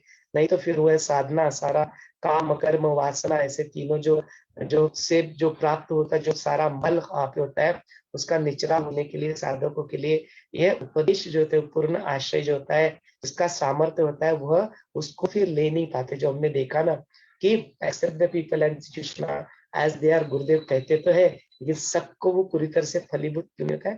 तो बोलते यही सारे जो चीजें होती है उनसे जो इग्नोरेंस जो होता है वो अज्ञान जो अविद्या जो इग्नोरेंस में होता है उसी की वजह से वो इमीडिएटली फलीभूत नहीं होता है। लेकिन गुरु और शिष्य जब दोनों में से ही योग्यता माने से पात्र का जिसका पात्र बन चुका है ऐसा पात्र शिष्य और जो गुरु है वह सदगुरु स्वरूप जो है ब्रह्म स्वरूप जो है उनसे निकले हुए उनके मुख से माए, तो फिर वो मोक्ष जैसी स्थिति होती है वो सारे पुरुषार्थ से वो वहां पे प्राप्त होती है। तो उसी की स्थिति यहाँ पे रहती है। लेकिन जो विश्वामित्र रहते हैं कि उनकी फिर विनंती करते हैं, उनका तो अभी उन्होंने ज्ञान का बखान किया, उनके ऊपर भी अपना जो कृतज्ञता है उसको व्यक्त किया। बोलते हैं हे गुरु हे विशिष्ट आप सब जानते हैं आप लेकिन अभी आप थोड़ा और एक कृपा करो, ये जो राम जो समाधि में यहाँ पे लीन बैठे हुए हैं इनका यह समाधि में बैठने का समय नहीं है, कृपा इनकी समाधि का उत्थान यहाँ पे करो, इनको आप जागृत अवस्था में रहो। बिकॉज आप तो सब जानते हो उस हमें यह कृतकृत्य करने का ये देखो, बिकॉज आप जानते हो ये सिद्धाश्रम में जो यहाँ पे ये जो भी बैठा हुआ है राम, इनको तो बड़े बड़े कार्य यहाँ पे करने हैं। आप तो मेरा यहाँ पे आने का प्रयोजन भी जानते हो, मुझे इनको यहाँ से निकाल कर इनको अपने आश्रम में जाके लेके जाना है। वहां पे यज्ञ जो मैं कर रहा हूँ उस यज्ञ में जो राक्षस वहां पे आके जो वहां पे उत्पात मचाते हैं उनका मर्दन इनको करना है। तो ऐसे ही सिद्धाश्रम में जाने के बाद उन राक्षसों का यह मर्दन यह प्रभु रामचंद्र जी करेंगे। आगे चल के फिर वो अहिल्या का उद्धार करेंगे, शिव जो धनुष है वो शिव धनुष भंग करेंगे, जानकी से इनका विवाह होने वाला है, परशुराम का गर्भ हरण भी करने वाले हैं, राज्य त्याग कर वन गमन जो होने वाला है वो वन गमन भी यहाँ पे होने वाला है। तो वहां पे उसके बाद में जो सीता हरण लंका विजय जो राक्षसों का जो संवार है रावणों दिन जो ये सारी जो लीलाएं जो है, हाँ ये सारी लीला को यहाँ पे है। तो इस तरफ से जो पूरा जो रामायण है वैसे श्लोकों को कहते हैं आदौ राम तपोवनादिगमनम् हत्वा मृगा कांचनम् वैदेही हरणं जटायुमरणं सुग्रीव संभाषिणं वाली नीलदललं समुद्रतरणं लंकापुरी दाहनम पश्चाद् रावण कुंभकर्णहननम एतद्य रामायणम। पूरा का पूरा रामायण है जो एक श्लोक में यहाँ पे तो ये सारे जो कार्य है ये सारे कार्य प्रभु रामचंद्र जी को करने हैं। तो जो अभी जीवन मुक्ति की स्थिति में है उसके बावजूद भी उनको इस समाधि के बाहर लाना पूरी तरह से आवश्यक है। इसको यहाँ से आप बाहर निकालो और ऐसा करके पूरी राम के जो आने वाला चरित्र है उसका बखान करके उसके बारे में यहाँ पे अपनी वाणी में उसको उच्चारण करके वशिष्ठ मुनि सबको कहते हैं कि ये जो राम है, ये जो है, तो वहां पे इस जो राम है, ये सारे जन हो, इस राम को तुम क्या करो, नमन करो। हाँ, ऐसे ऐसे कार्य यहाँ पे होने वाले, जो पुरुषोत्तम कार्य जो सर्व पुरुषोत्तम, जो मर्यादा पुरुषोत्तम के रूप में राम यहाँ पे जाने वाले हैं, जाने वाले हैं, तो उन्हीं ऐसे ही जो है उस सारे प्रभु रामचंद्र जी को आप क्या करो, उनको ही नमस्कार करो। इस तरह से विश्वामित्र जो होते बोलते बोलते अपने कहते। देन उसके बाद में कहते कि जो हे वशिष्ठ कहते, हे विश्वामित्रा, आपने जो भी प्रभु रामचंद्र जी का जो भावी आयुष्य चरित्र उनका है वो यहाँ पे बताया, लेकिन वह सचमुच में कौन है, या मनुष्य है, या उनका पूर्व जन्म क्या है, उसके बारे में, या देव कौन है, ये इनके बारे में भी लोगों को बता दो, तो सबको उनके बारे में असलियत जो है उनके प्रभु रामचंद्र जी की, वो भी यहाँ पे पता लग जाएगी। इसके ऊपर विश्वामित्र कहते हैं, हे लोक हो, तुम यहाँ पे जो राम जो देख रहे हो, उनका यहाँ पे जो साक्षात वसुदेव जो है, उन्हीं का यह रूप है, इस कथन के ऊपर तुम यहाँ पे विश्वास रखो। यही वह आदि देव है, यही जो पुराणों में कहने वाला जो प्रकृति और पुरुष जो कहा जाता है, एक पुराण में कहने वाला जो पुरुष है, यह पुरुष भी वही है। यह जो सारे विश्व में जो क्षीर सागर था, उसका जो मंथन हुआ था, उसको मंथन को जो उसने सपोर्ट किया था कुर्मावतार लेके, वह कुर्मावतार लेने वाला भी यही है। यह सारे उपनिषदों में जो गुण, जिसको कहा जाता है श्रुति, और जो वेद शास्त्रों का जो विषय होता है, जिसके बारे में, जिस आत्मा के बारे में सब चर्चा होती है, जो ब्रह्म के बारे में जो सारी चर्चा होती है, जो शिव के बारे में सारी जो चर्चा होती है, वह सब कुछ यही है। जो दूसरा किसी जो प्रमाण है, उस प्रमाण की उसको जिसको आवश्यकता नहीं होती है, वह परिपूर्ण परम आनंद स्वरूप जो सम श्री वत्सलांचन जो है, वह यही है। जो भक्तियां जो होती है, जो सारे साधनों से उत्तम प्रकार जो प्रसन्न होता है, यह सारे चीजों को यह राम ही है, यह पुरुषार्थ देने वाला होता है, यही वह राम है। जो सारे जो चीजें जो मिथ्या विषय होते थे, उसका नाश करके उनका जो उत्पन्न करता है, जो विश्व का जो स्वामी है, सर्व जगत का जो पोषण है, पालन करता है, रक्षक है, जो सर्व जो सहज जो वृत्ति है, जो सामान्य व्यवहारों की बुद्धि से अपनी को मुक्तावस्था से निकालता है, वो शूद्रों का जो संसार का बंधन होता है उसको पार कराता है, वही मेरा वैराग्य जो महान आत्मा जो है इसका प्रवेश करवाता है। ऐसा आनंद का सिंधु यही यह राम है। क्वचित जो ज्ञान से मुक्त, क्वचित नित्य मुक्त, क्वचित जो माया का नियंत्रण है, इससे जो बद्ध में बढ़े थे, चारों प्रकार के जो रहते, उसका वेदधारी जो देव है, जो त्रिगुण्य रूप जो अरण्य के जो परे है, वो वस्तुतः रूप रहित है। वही जो स्थिति है, जो विश्व का सृजन करता ब्रह्मा है, विश्व पालक चतुर्भुज विष्णु है, हाई संहार करता महादेव है, यही यहाँ पे राम है। मैंने सारा जो चीज ना, हम लोग जो थे गुरु ब्रह्मा गुरु विष्णु गुरु देवो महेश्वरा, गुरु साक्षात परब्रह्म, माने वह एक ही शक्ति जो है, वो एक ही शक्ति राम है, वो एक ही शक्ति ब्रह्म है, वो एक ही शक्ति महादेव है, वो एक ही शक्ति विष्णु है। अलग अलग नाम से आप उनको पुकार रहे हो, लेकिन वो एक ही शक्ति है। तो ऐसे यह जो है, जो बोलते विष्णु शरीर से जो रहित, अभी जो पूरा जो अपना स्वर्ग लगता है, वो पूरा विष्णु सहित रहित हो गया है। जो पाताल लोक में जो शेर था, वो लक्ष्मण सहित यहाँ पे भूलोक में यहाँ पे प्रविष्ट है, तो भूलोक में यहाँ पे आ गए हैं। तो यह से आगमन से यह पूरी तरह से श्रेष्ठ परिस्थिति यहाँ पे उत्पन्न हो गए। ऐसे सच्चिदानंद घन जो रघु के वंश में उत्पन्न होने वाले, यह सबको पावन करने वाले हैं, ऐसे हमने सुना हुआ है वशिष्ठ मुनि। तभी तुम कृपा करके इनको व्यवहार और जो है सन्मुख आप इनको करो। इस तरह से विश्वामित्र अपनी वाणी को शांत कर लेते। फिर जो वशिष्ठ मुनि को कहते हैं रामचंद्र को, हे महापराक्रमी महापुरुषा रामा, आपकी जो लोकानंद जो संतुष्ट करने वाला जो समाधि की स्थिति में आप हो, लेकिन आपको बड़े बड़े कार्य यहाँ पे करने हैं, लोक परामर्श यहाँ पे करना है, लोगों का उद्धार यहाँ पे करना है। तो वो जब तक आप इस स्थिति से बाहर नहीं आओगे, तब तक यह सब कुछ नहीं होगा। यह आपके समाधि में लीन रहने का यह समय नहीं है, योग्य काल नहीं है। तो यह सारे नश्वर जो सारे जो व्यवहार है, जगत के व्यवहार है, राज्य कारभार है, उस कर्तव्य का पालन भी आपको करना है। यह भूमि पे जो अलग अलग जो नेगेटिव जो एनर्जीज यहाँ पे उत्पन्न हो गए, उसके भार से भी इस पृथ्वी के भार को आपको हल्का करना है। तो आप अपनी समाधि से समाधि में बने रहना आपके लिए योग्य नहीं है। आप इस समाधि से बाहर निकल आओ। इतना वशिष्ठ मुनि कहते हैं, उसके बावजूद भी जो राम रहते हैं वो पूरी तरह से अपनी समाधि में लीन होते हैं। तो फिर जान लेते कि अभी राम उस पूरी परिस्थिति में आत्म तत्व में यहाँ पे पूरी तरह से स्थिर हो गए। तो जो वशिष्ठ मुनि रहते हैं, वो वशिष्ठ मुनि फिर वो अपने ही सूक्ष्म देह से, अतिवाहिक शरीर से निकल के प्रभु रामचंद्र जी के शरीर में वहां पे प्रवेश करते हैं। ब्रह्म ज्ञानी रहते, आत्मज्ञानी रहते, पर काय प्रवेश, तो ये सब कुछ होता है।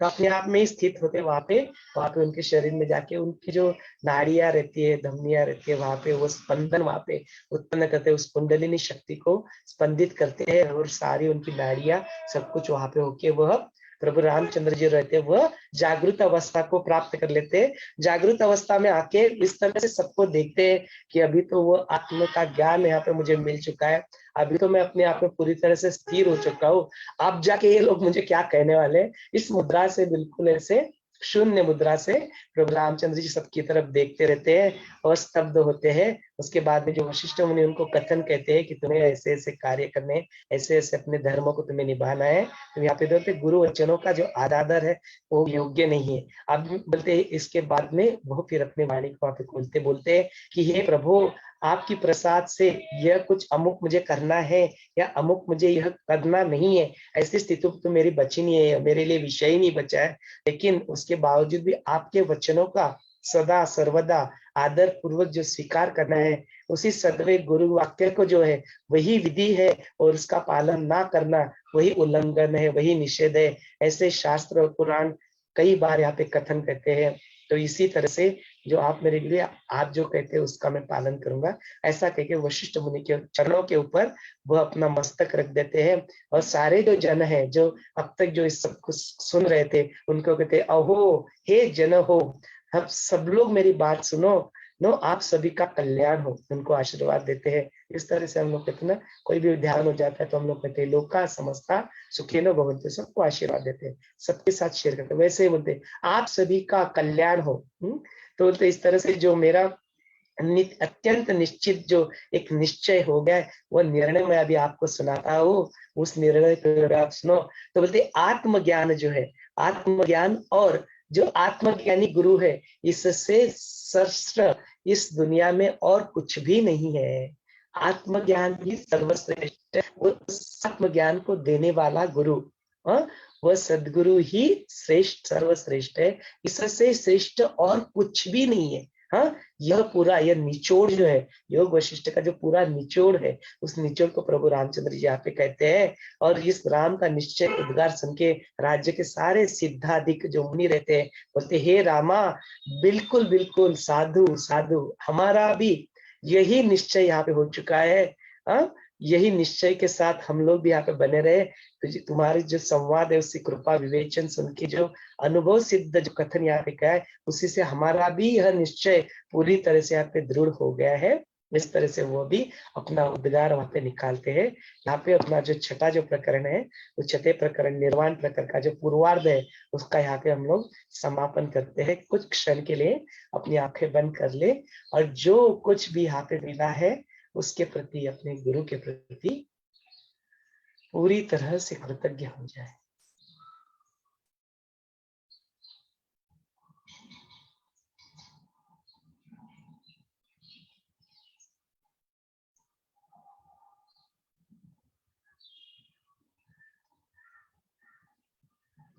प्रभु रामचंद्र जी का वैराग्य,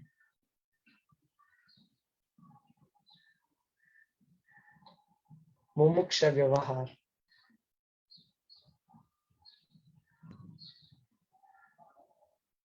इस सृष्टि की उत्पत्ति स्थिति,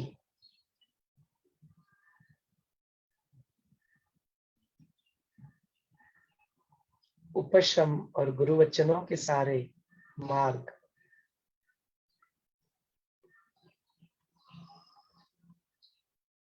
से आगे बढ़ते बढ़ते जो निर्वाण की जो स्थिति होती है, जो शून्य स्थिति है,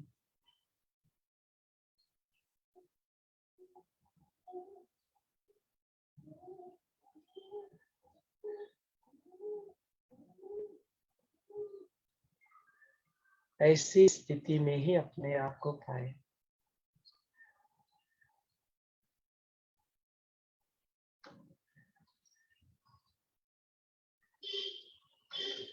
और जो दृढ़ निश्चय प्रभु रामचंद्र जी ने किया, दरबार में बैठे हुए सारे लोगों ने किया, वही दृढ़ निश्चय अपना भी बना ले। आत्मज्ञान से बढ़कर और आत्मज्ञानी गुरु से बढ़कर दूसरी और कोई चीज नहीं है।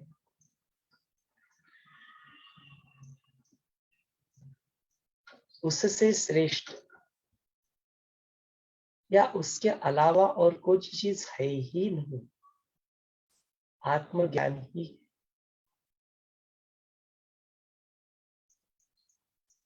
और जो गुरु तत्व है, जो आत्मज्ञानी गुरु है, वही सर्वव्यापी, वही सर्वव्याप्त है। यही दृढ़ निश्चय अपना भी कर ले।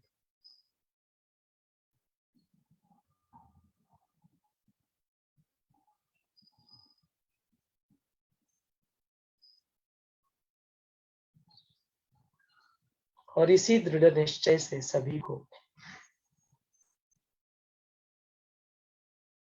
यही आत्मज्ञान और यही आत्मज्ञानी गुरु प्राप्त हो,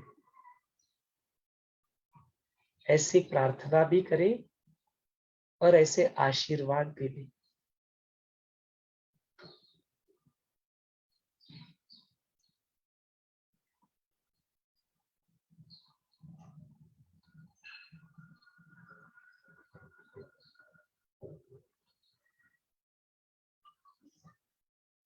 लोका समस्ता सुखिनो भवन्तु। लोका समस्ता सुखिनो भवन्तु। लोका समस्ता सुखिनो भवन्तु। ओम शांति शांति शांति।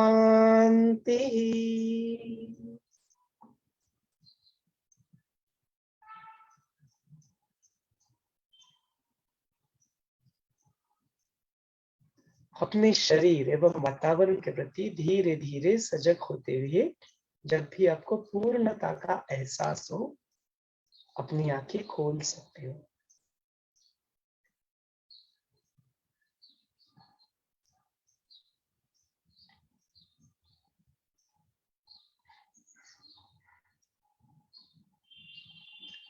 तो इस तरह से अपना जो निर्वाण प्रकरण है, वो निर्वाण प्रकरण का जो पूर्वार्ध है, जो हम लोग आज समापन किए, कल से हम लोग फिर निर्वाण प्रकरण का जो उत्तरार्ध है, कैसे अपने सारी क्रियाएं, सारे कर्म करते हुए भी चिन्मात्र भाव में कैसे रहना, इसके बारे में हम लोग कल चर्चा करेंगे।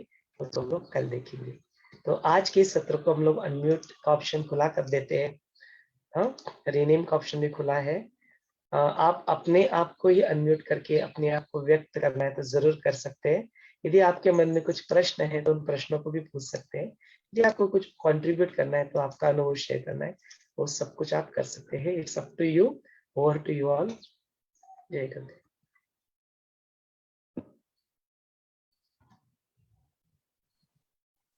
Jai Gurudev to all of you, and it was so beautiful.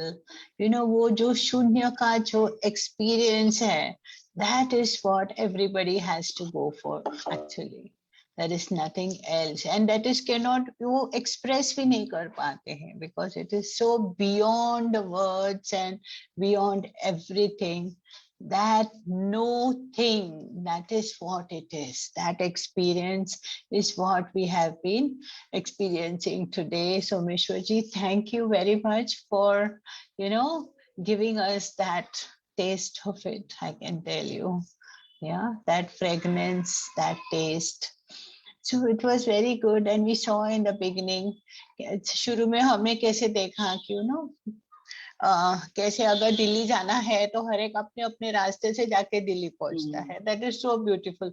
The journey starts from where you are. जहां हम खड़े हैं, मतलब वहां तक हम ऑलरेडी ग्रो हो चुके, अब वहां से हमको आगे बढ़ना है, वहां से हमको आगे चलना है. तो वो ही है कि वो चलते रहे, करते रहे, जो हमको मार्ग हमने चूज किया है, ध्यान है, समाधि है, प्राणायाम है, अपने रोज की जो साधनाएं हैं, वो करते करते करते ही जो है वो हम उस अवस्था तक आ जाते हैं जो आज हमें वो जैसे कहते हैं ना कि वो आइसक्रीम पार्लर में चाहते हैं तो अलग अलग फ्लेवर की आइसक्रीम टेस्ट करने को मिलती है. then you choose your scoop whatever you want, isn't it? तो इसी तरह से आज जो यहाँ पे हमने जो टेस्ट किया है, वो फ्लेवर जो अगर हमको पसंद आ जाता है तो हम उसका पूरा स्वाद अपने जीवन में उतार सकते हैं. That essence, it's already there. You have to just go and merge in that. That is what it is. और वही वो superior freedom है. And that person enjoys the supportless and the limited space within himself. वो space जिसके लिए एक वो शून्य, बस वो वही है, वो nothing. You can not just say anything to for that. जितना भी बोलेंगे वो, मुझे तो ऐसे लगता है कि वो बिल्कुल भी कम है, और वो एक्सपीरियंस और नॉन एक्सपीरियंस के भी परे है. It is that. ये तो खाली एक शब्द है कि एक्सपीरियंस कर रहे हैं या क्या, बट ये सब से जो परे, जो ब्रह्म है, जो आनंद है, उसी में जब हम लीन हो जाते हैं, वो अवेयरनेस जब डॉन हो जाती है, वही वो हाईएस्ट विजडम है. उसी से ही हम आगे बढ़ सकते हैं. तो ये मेरा पहला टेक अवे था और मुझे बड़ा ही सुंदर लगा. दूसरा भी टेक अवे अगर चाहे तो अभी ही बोल दे. आज संतोष देसाई के साथ हमें भाभी जी भी दिख रही है, so that is so great. ना तो एक और टेक अवे बहुत अच्छा था. That was regarding the shaktipat. If I just continue over here please, if you don't mind. So the shaktipat के बारे में जब मैं बोलूं तो it is like, it is only that grace which guru's initiation, जब वो मतलब initiation है कि वो he unlocks all the greatness within. मतलब वो जितना भी अंदर ग्रेटनेस अपने अंदर है वो खोल देता है. That is what is शक्तिपात. I can feel that, and deep within, सबके अंदर वो भरा हुआ है, सबके अंदर है, बट खाली हमको उस तक जाके पहुंचना है. यही है वो. And shaktipat means it is the descent of the power. वो पावर जो है वो दीक्षा से या इनिशिएशन से हमारे अंदर जैसे वो आ जाता है, वो गुरु की ग्रेस के साथ हो जाता है. that is very beautiful. and Guru transmits his divine energy. वो जो divine energy है वो हमारे अंदर जैसे वो ट्रांसमिट हो जाती है. और वो जो मुमुक्ष है उसकी कुंडलिनी जब जागृत हो जाती है तो वो उस अंदर की जो भीतर की जो जर्नी है, जो लिबरेशन है, जो मुक्ति का एहसास है, वो जो हमने देखा कि नो थिंग, जो फ्रीडम है, और वो freedom from all the limited energies जो हमको बांधती है छोटी छोटी बातों से, वो सब बातों से बिल्कुल जैसे मुक्त हो जाते हैं. And the realisation of divinity and its own self. That is what it is. So that is the shakti part which it's really very intensive, और it's the primary vehicle through which we go through. तो वो गुरुदेव की जब कृपा होती है, जब initiation होता है, जब वो वक्त आता है, तब तक कहते हैं कि लगे रहो, इसी रास्ते पे चलते रहो. क्या पता कब नंबर लग जाए. नंबर तो आना ही है. यही बताया आपने सोमेश्वर जी. तो नंबर तो आना ही है, पता नहीं कब लग जाए ना. सो वो लकी ड्रॉ निकालते हैं, वैसा ही है बिल्कुल. तो कितना रहते हैं ना कि okay my number is this, housie number है ना, लगे रहते हैं, उस पर ध्यान रहता है, उस पर अवेयरनेस रहती है. इसी तरह से अपनी वो अवेयरनेस को अगर हम जागृत रखते हैं तो जब हमारा नंबर आता है हमारा उधार हो जाता है. That's what it is, right? Yeah. So with this, I would really love others also to get the chance, because today is such a beautiful session कि everybody of us, I'm sure, going to share. कुछ ना कुछ तो sharing जरूर मिलेगी. So over to you, Sanjay ji, and you can go ahead. We can have another round. I'll share some more things. There are plenty to share today, you know. So Vishwa ji, it's such a lovely session. Over to you, Sanjay. Jai Gurudev. जय गुरुदेव। संजय भैया सभी को जय गुरुदेव। सभी बोलिए, कितना खूबसूरत experience है जो शब्द को अभिव्यक्त करने के लिए भी शब्द एक मायाजाल की तरह लगेंगे शायद।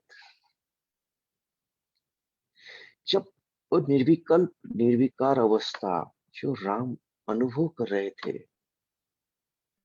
उस अनुभूति के स्तर पर तो कब पहुंचेंगे मालूम नहीं, लेकिन कुछ पल का एहसास हम यही पे पा लेते। कितना खूबसूरत एहसास है। इससे कुछ स्वर्ग अलग नहीं होता होगा, बिल्कुल नहीं। स्वर्ग की अनुभूति, उस तत्व का आत्म में स्थापित होना, इससे और कुछ नहीं है। उस भारद्वाज और वाल्मीकि महर्षि का वाक्य से यहाँ पे शुरुआत हुई। जब वो बातें हो रही थी और वो भारद्वाज पूछ रहा था, वाल्मीकि पुत्र, कि राम को इतने सवाल थे, वो तृप्ति को पा गए कि नहीं।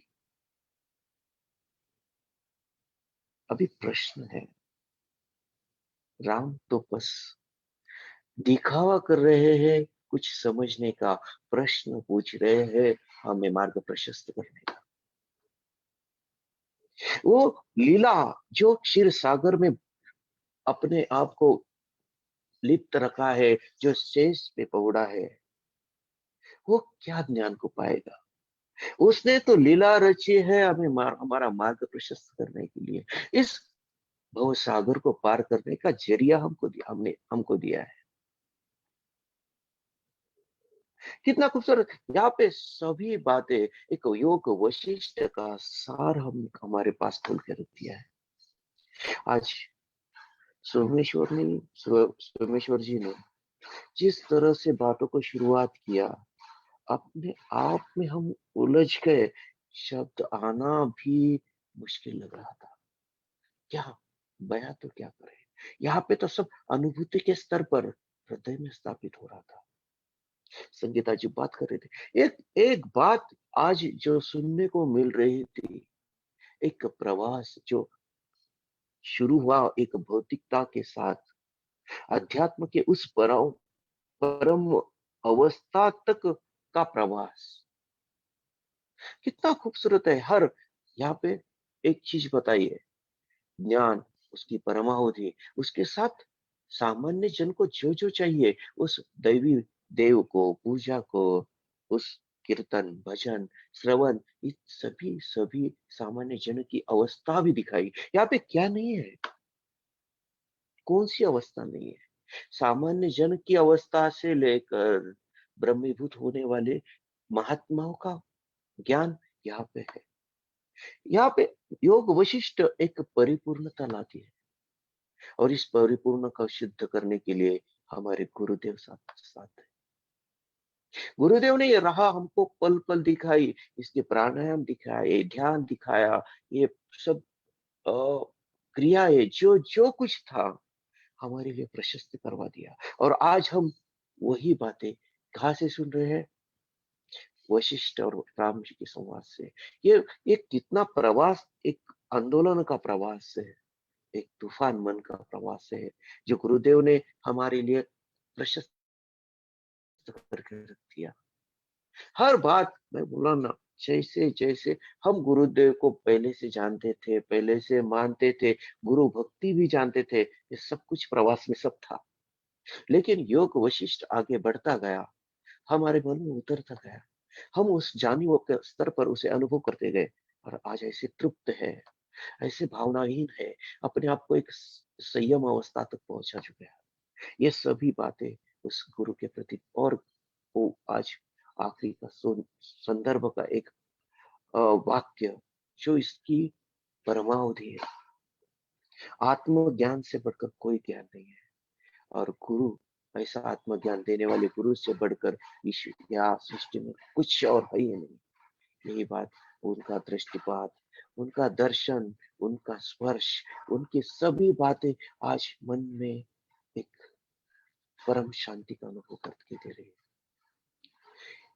इस सभी सुंदर पल इस जीवन में हमने आज तक इस योग वशिष्ठ के सानिध्य में जो भी पाए, उस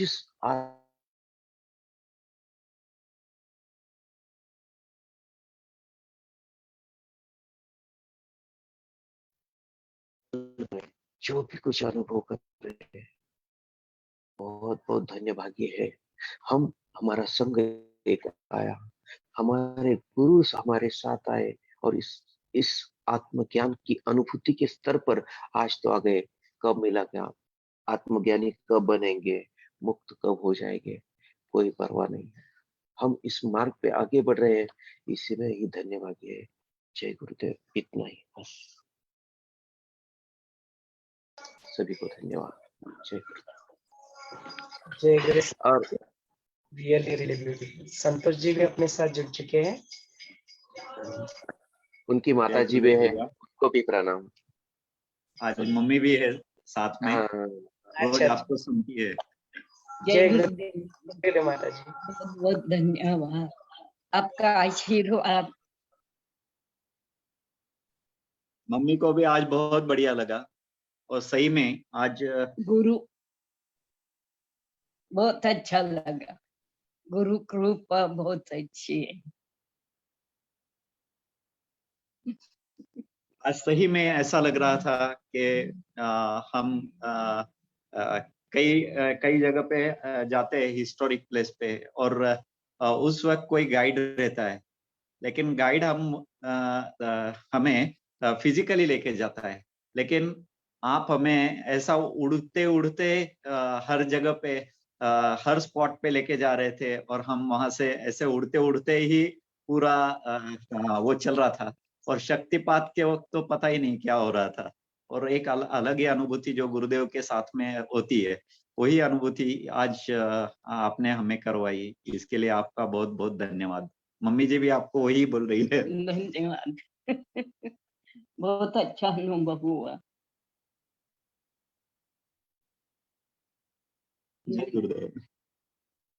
गुरु से यही मांगती थी कि तुम्हारा कार्य क्या है, मेरे हाथ से करा लो।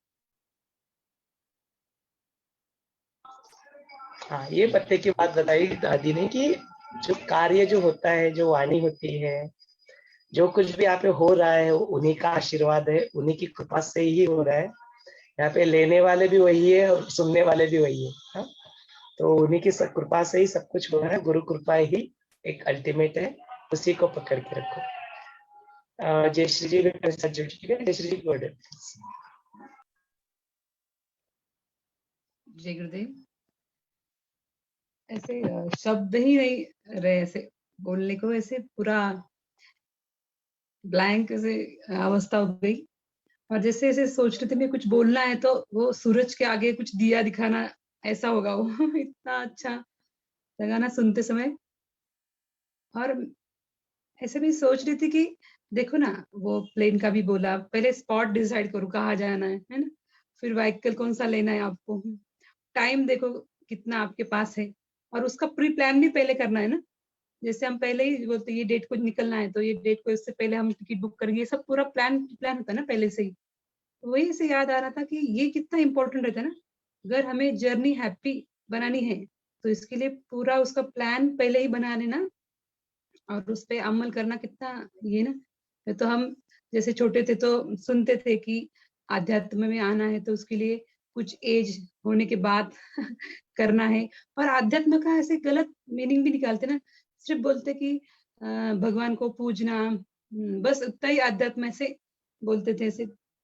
तो डीप में क्या है वो ये पद पे आने के बाद समझ में आ रहा कि सिर्फ इतना ही नहीं है, और वो जर्नी कर हैप्पी बनानी है तो उसका पूरा प्लानिंग ये है। आर्ट ऑफ लिविंग वही है ना, अगर बाद में सब होने के बाद, प्रवास होने के बाद क्या करोगे ना प्लानिंग, तो जाना है पहले से उसका प्लानिंग होना और उस पर अमल करना, वो बहुत ये इम्पोर्टेंट है। मुझे ये सब सोच के लग रहा था और चॉइस भी हमारा है कौन सा हम व्हीकल ये करते हैं। आपके टाइम, आपके पास कितना टाइम है ये तो हमें मालूम नहीं ना, तो इसलिए जल्दी से डिसाइड कर लो कहाँ जाना है और फिर प्लान भी बना लो। ये मैं इससे याद कर रही थी, रिलेट कर रही थी। और थैंक यू गुरुदेव, गुरुदेव मिले हमें, इसलिए पूरा प्लान भी उन्होंने बना लिया। हम बस अब उन पे मार्ग पे चलने वाले, बस इतना ही हमें मालूम है और डेफिनेटली पहुंच भी जाएंगे। जय गुरुदेव।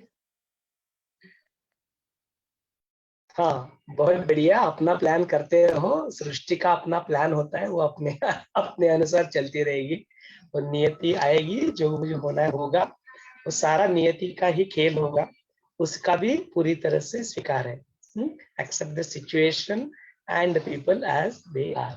जो भी होना है होते रहो, जो होना है क्या होगा, ऐसे भी जो कल्याणी हो रहा है वो कल्याणी होगा। तो हाँ, प्लानिंग जरूर करो, फिर उसके बाद में समर्पण कर दो प्लानिंग को। संकल्प बनाओ, लेकिन संकल्प बनते ही है छोड़ने के लिए। संकल्प को लो और छोड़ दो गुरु चरणों में। जो होना है होगा, और जो होगा अच्छा ही होगा। हाँ संगीता जी, प्लीज गो अहेड। जय गुरुदेव।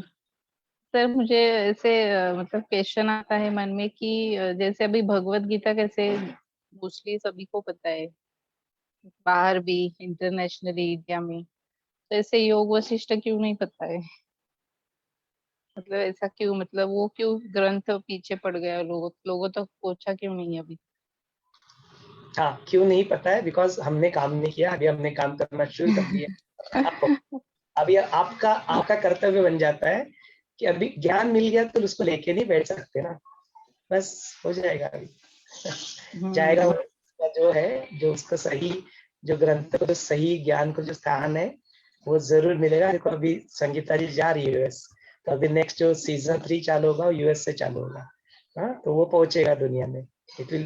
गुरुदेव सब प्लानिंग करके रखते, 6 महीने के लिए जा रही है, 6 महीने और वहां पे यूनिवर्सिटी का एक सीजन 3 करवाएंगे। संजय जी ने शुरू कर दिया है, यतीन ऑलरेडी कर ही रहा है, तो कर रहे, काफी सारे लोग कर रहे, स्वामी ओंकारानंद जी कर रहे हैं। काफी सारे लोग इसके ऊपर काम कर रहे हैं। गुरुदेव ने इसको प्रैक्टिकली दे दिया है। ऐसे कैसे हम लोग बोल सकते, 3 बिलियन लोगों तक योग वशिष्ठ प्रैक्टिकली पहुंच चुका है, जस्ट जानते नहीं कि उनके पास योग वशिष्ठ है। गुरुदेव ने क्या दिया? प्रैक्टिकल योग वशिष्ठ दिया है तुमको, सबको दिया है ना, हमको नहीं, सबको दिया है।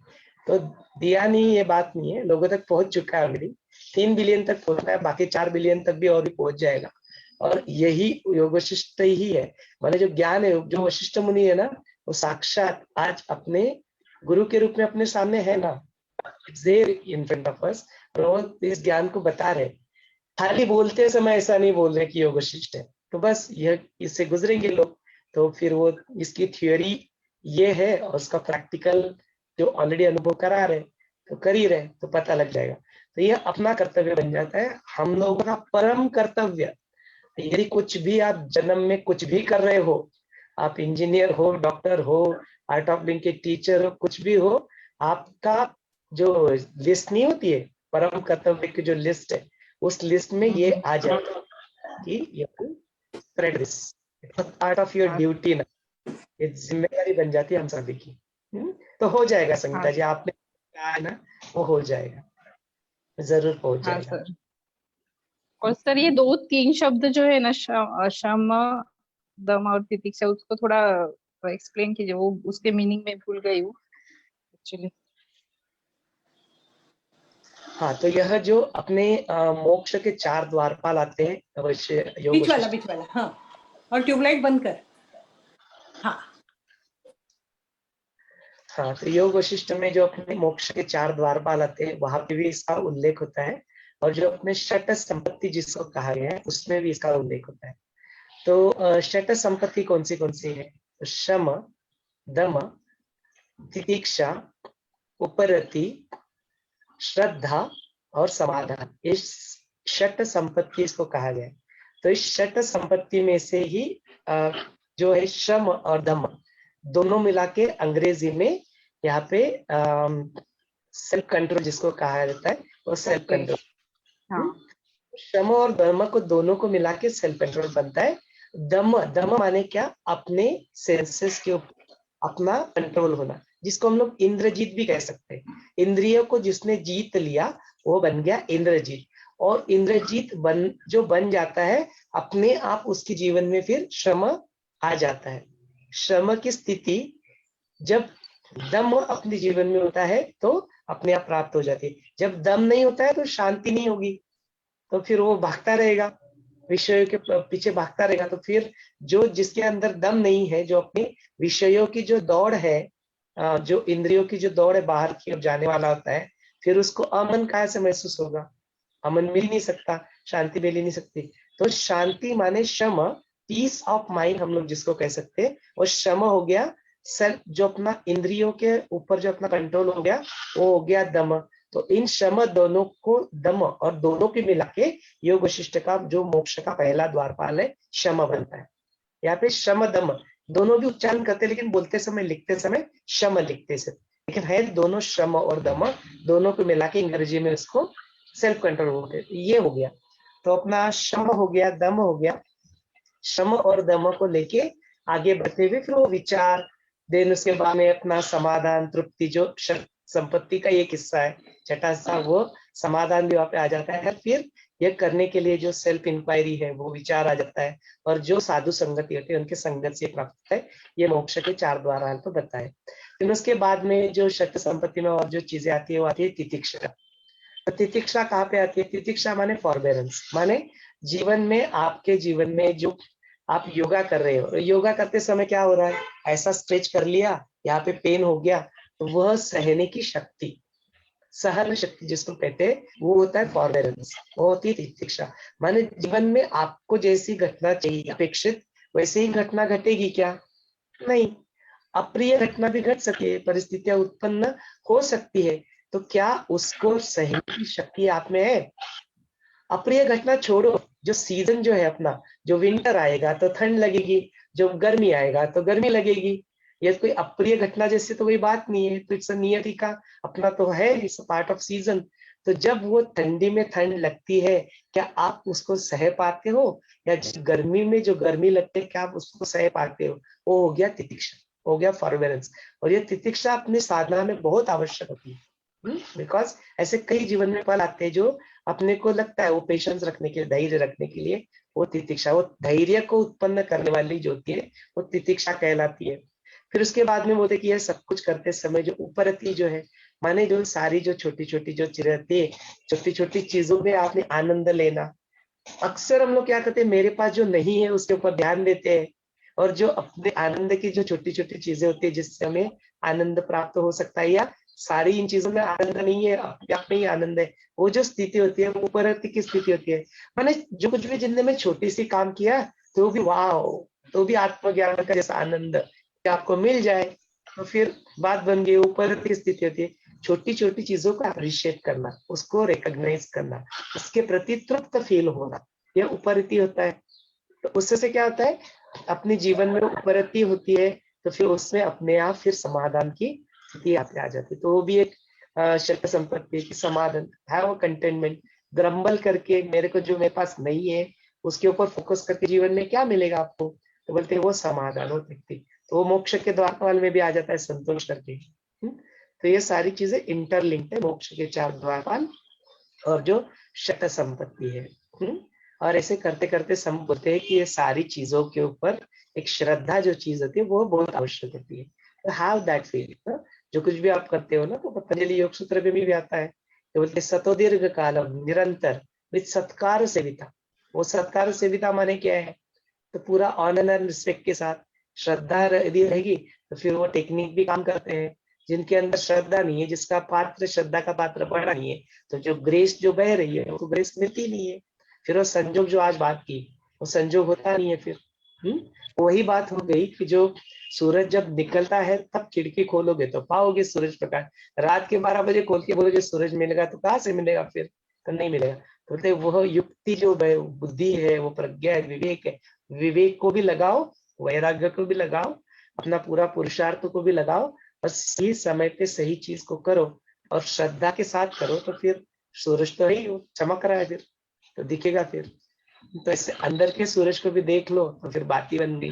तो बाहर के सूरज की जरूरत नहीं है, फिर रात के 12 बजे भी प्रकाश दिखेगा। रात के 12 बजे भी, बिकॉज वो तो सर्वव्यापी है, सारे समय का कालातीत है। तो कालातीत जो चीज है तो वो तो सब समय में आपके साथ ही है, उसके प्रति जागरूक हो जाओ, सजग हो, तो सारे शक्ति संपत्ति, सारे जो विकार है वो छूट जाएंगे, शक्ति संपत्ति अपने आप उत्पन्न हो जाएगी। फिर सद्गुणों का प्रभाव होगा। ऐसा करते करते इन्हीं चीजों के ऊपर संयम लगाओ। संयम लगाओ माने क्या? बैठो, बैठ के उसी के ऊपर धारणा करो, उसी के ऊपर ध्यान भी लगाओ और उसी के ऊपर समाधि में लीन हो जाओ कि वही फिर ध्यान लगाया, वही मुदिता, वही करुणा। हाँ, तो फिर संयम कोर्स करो तो यही तो होता है, इसी के ऊपर तो धारणा करते, तो यही सारे क्वालिटी सत्वगुण उपलब्ध हो जाते हैं आपके पास। तो वह संयम, तो गुरुदेव ने सब कुछ दिया हुआ है, इट्स ऑल गिवन। जो आपने जो प्रश्न पूछा तो एडवांस कोर्स का भी पार्ट है। एडवांस कोर्स में ज्ञान के 4 पिलर क्या है? यही तो है, विवेक है, वैराग्य है, यही शक्ति संपत्ति है, यही तो सारी चीजें है, तो है सब कुछ। Thank you sir. हाँ, प्रणा जी, मनीषा जी, आपको कुछ व्यक्त होना है तो आप जरूर अनम्यूट होकर बात कर।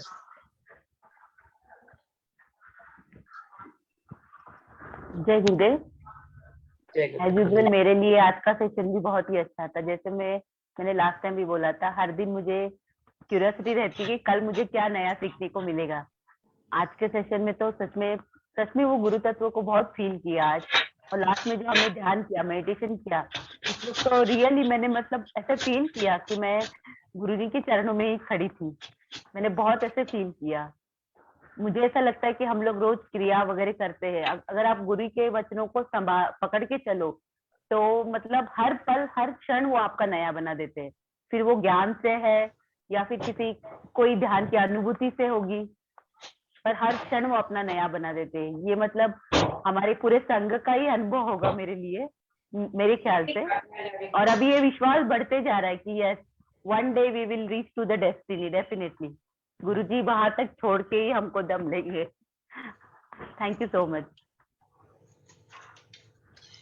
हाँ, तो ये जो बात नहीं वहां पे पहुंच के देंगे, ये बात नहीं है। उन्होंने ऑलरेडी पहुंचा दिया है, हम लोग उसको समझने का प्रयत्न कर रहे हैं अभी। बात कहीं पे जाके कुछ और 10 दिन के बाद या और 20 साल के बाद कहीं पे पहुंच जाएंगे, ये वाली बात नहीं है। जिस दिन जो संयोग जो था ना, कहा ना कि जो शिष्य होते हैं वो जो गुरु होते हैं उनका संयोग हो जाता है। तो जिस क्षण गुरु मिल गए ना, बात उसी बन चुकी है। उन्होंने ऑलरेडी पहुंचा दिया है आपको, अभी हम लोग उसको समझने का प्रयत्न कर रहे हैं कि कहाँ पहुंचे, कहाँ पहुंचे, कहाँ पहुंचे। तो you are already there, you are already आपको कोई बंधन हमें अनुभूति होना बाकी है। तो होता है रोज। लास्ट अनुभूति हो जाएगी तो सारे पर्दे खुल जाएंगे। कुछ कहे बस मान लो उस बात को, श्रद्धा को। कोई बात ये कभी कभी बहुत फील करते हैं, अपने आप हंसते रहती हूँ, अपने आप स्माइल होता है। घर में भी बोलते बच्चे, अच्छा हो गया तुमको, तुम हंसती रहती हो। मुझे भी पता नहीं चलता, मैं पता नहीं क्यों हंसने को दिल कर रहा है, पर वो मतलब सामने वाला बताता है कि तुम्हारे चेहरे पे स्माइल है। कंफ्यूजन होता है कि पता नहीं अंदर से कुछ तो भी होता है, खुश रहने को मन करता है। नो नीड, पहले ऐसे कभी अनुभव नहीं किया था। बहुत बढ़िया अपर्णा जी, यही तो है ना बात, तो बन गई है बात। बस वो श्रद्धा रखेंगे ना तो बात और ज्यादा बनेगी फिर। हाँ, तो बना दिया ऑलरेडी देर। हाँ Manisha ji, please go ahead. जय गुरुदेव। आज मैं मस्ट कन्फेस, मेरे आपका जो बैकग्राउंड में चल रहा था, इतना इंटेंस सेशन था और मैं काफी डिस्ट्रैक्टेड थी, but I got the essence.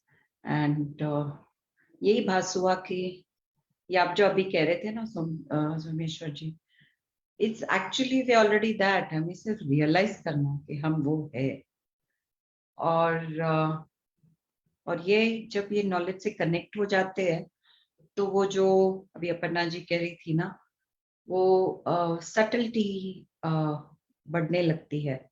अपने का जो ग्रोस एलिमेंट होता है वो कम होते जाता है, इसलिए वो लाइटनेस ऑफ बीइंग जो एक्सपीरियंस होती है वो आपके शब्दों से ट्रांसमिट होती है। And this is the beauty of योग वशिष्ठा कि इतने सदियों से ये It's like a road map. इतने सारे जीवों आए गए और वो सबको रास्ता बताते, like a lighthouse. And that knowledge helps you experience and feel the realization from within. So thank you so much. Words cannot express what we experience. Like Aparna ji कहते हैं, वो जो पता नहीं, मैंने आपको पहले कहा था ना, वो consciousness झटक के निकालने का experience. That is what I've experienced today. So thank you so much. I pray that everyone on this journey together continues feeling this lightness and becomes the lighthouse for millions of others. So, Jai Gurudev. Thank you so much, Shraji. जय गुरुदेव. So there are only two type of people here, जो art of link के teacher बन चुके हैं और जो art of link के teacher बनने वाले हैं. लाइट हाउस सब में ये, they are all lighthouse सभी है. तो बिल्कुल बढ़िया. Thank you so much for that blessing Manisha ji. Thank you so much for the kind words. चलिए तो सेकंड शुरू करते हैं और कुछ प्रोजेक्ट करना है तो I would like to add here, Aparna ji जो समझते हैं ना कि we are going to reach somewhere. It's not that. अभी आपने जैसे कहा कि मुस्कुराता हुआ चेहरा है, you are in total joy, you're feeling that bliss. यही जो moments है ना, इसके expansions अगर हम करते हैं ना, मतलब ज्यादा से ज्यादा वक्त हम इसमें रहते हैं, so that is what it is. Actually कोई ऊपर से कुछ आएगा, कहाँ हम जाके पहुंचेंगे, ऐसा कुछ नहीं है. ये जो है ना, जैसे हम एग्जाम्पल देते हैं कि एक स्प्रे की बोतल होती है, आपने परफ्यूम लगाया तो जरा सा एक छोटा सा पोर्शन आ जाता है उसमें से, बट आपको अच्छा महसूस होने लगता है, isn't it? But you have the bottle with you, you keep on spraying ना whenever you want, so that is there, it's available to you. ऐसा नहीं है कि वो कहाँ से गुरुदेव आके देंगे, मतलब देते हैं ऑफ कोर्स, मैं मानती हूँ, but it's available to you. तो हर बार जब भी आपको चाहिए तो अपनी स्प्रे की बोतल खोलो और स्प्रे करो ना. So you are in joy, you are in bliss, so you have everything available to you. सिर्फ उसके जो मोमेंट्स है ना वो हमको बढ़ाने हैं. जैसे हम कुछ क्षण के लिए हम वो फील करते हैं तो कुछ घंटों के लिए करेंगे, फिर वो एक्सपैंड हो जाता है, फिर वो दिन भर रहता है, फिर वो जहां भी उठे बैठे खाए पिए, बट वो उसकी वृत्ति जो है वो उसी में ही रहती. So that's what the experience is. It's nothing. अभी भी कहा कि there is nothing as experience and there is nothing as non experience also. वो भी एक शब्द है खाली बोलने के लिए, बाकी देयर इज नथिंग. सो वो ऑलरेडी हम जैसे अभी बता भी रहे हैं कि you already there. Just visualize कि वो है वहीं पे, और वैसे ही आपको चलना है, बस उसी में ही रहना है, उसी नशे में ही रहना है एक्चुअली में, और कुछ भी नहीं है. तो वो चढ़ी रहे दिन रात, बस वही है ना, नाम कुमारी नानिका चढ़ी रहे दिन रात. So it's that, it's so simple. It's very nice ना, very nice addition. अच्छा, इसको थोड़ा जो है ना, हमने जो एग्जाम्पल दिया था ना, एग्जाम्पल क्या था कि कोई नोएडा में बैठा है, दिल्ली जाना है, कोई बॉम्बे में बैठा है, दिल्ली जाना है, कोई न्यूयॉर्क में बैठा है, दिल्ली जाना है. अभी जब तुम नोएडा में है उसका एक व्यू पॉइंट है, जब जो मुंबई में बैठा है उसका एक व्यू पॉइंट है, और जो न्यूयॉर्क में बैठा है उसका व्यू पॉइंट है. तो उनको लगता है कि मेरे को दिल्ली जाना है. अभी थोड़ा अपने आप को ऊपर उठा लो, थोड़ा और ऊपर ऊपर, थोड़ा और ऊपर, थोड़ा और ऊपर. अभी आपको पृथ्वी एक बलून के बातें दिख रही है, जो बॉल होता है बॉल के बातें दिख रही है. अभी देखो, फिर वो दोनों के अंदर कहाँ डिस्टेंस है. फिर थोड़ा और ऊपर जाओ तो फिर वो पृथ्वी आपको एक बिंदु के बातें दिखती है. तो फिर कौन कहाँ से निकल के कहाँ जाने वाला है. नोएडा भी एक ही है, दिल्ली भी एक ही है, दिल्ली भी एक ही है, और मुंबई भी है, न्यूयॉर्क भी वहीं पे है. पॉइंट में ही सब समा गए. तो तुम पहुंच चुके हो ऑलरेडी. आपका व्यू पॉइंट आपको नोएडा, बॉम्बे, न्यूयॉर्क से निकाल के वो सोलार की वहां से देखो, या उसके सूर्यमाला के परे चले जाओ, वहां से देखो, तो फिर वो बिंदु भी दिखेगा. तो कुछ देर के बाद भी फिर पता लगेगा ना मुंबई है ना न्यूयॉर्क है ना कोई दिल्ली है. तो कौन अपना मुंबई और कौन दिल्ली और कहाँ से कौन निकले और कहाँ जाएगा, तो ही नहीं है तुम्हारा. तो फिर तो कोई बात ही नहीं बनती, कौन निकलेगा कर, इसलिए बोलते हैं ना, संगीता जी ने बोला ना कि कहीं पे प्राप्त होना जाना नहीं है, जिंदगी का असली वो कहाँ से निकल के कहाँ जाएगा। तो just a view point, just आपका दृष्टिकोण बदला, मुक्त। जस्ट आपका दृष्टिकोण बदला, बंधन। बंधन और दृष्टिकोण जो है मुक्त है, वो दृष्टिकोण का ही तो बस फर्क है दोनों में। नहीं, जिसका दृष्टिकोण बदल गया तो बंधन भी हट गए, जिसका दृष्टिकोण बदल गया तो बंधन महसूस होना फील हो गया। बस ये बात है, तो बस दृष्टिकोण बदलो और फिर दैट्स इट। कि देरी नहीं है फिर उसमें, तो इससे इतना आसान है नहीं है, पलक झपकने में टाइम लग सकता है, लेकिन आपको मुक्त बनने में उतना भी टाइम नहीं लगता है। बस दृष्टिकोण बदल गया, मुक्त हो गया। इतना इतना सहज और आसान है, इतना कम टाइम में हो जाता है मुक्ति को प्राप्त करना।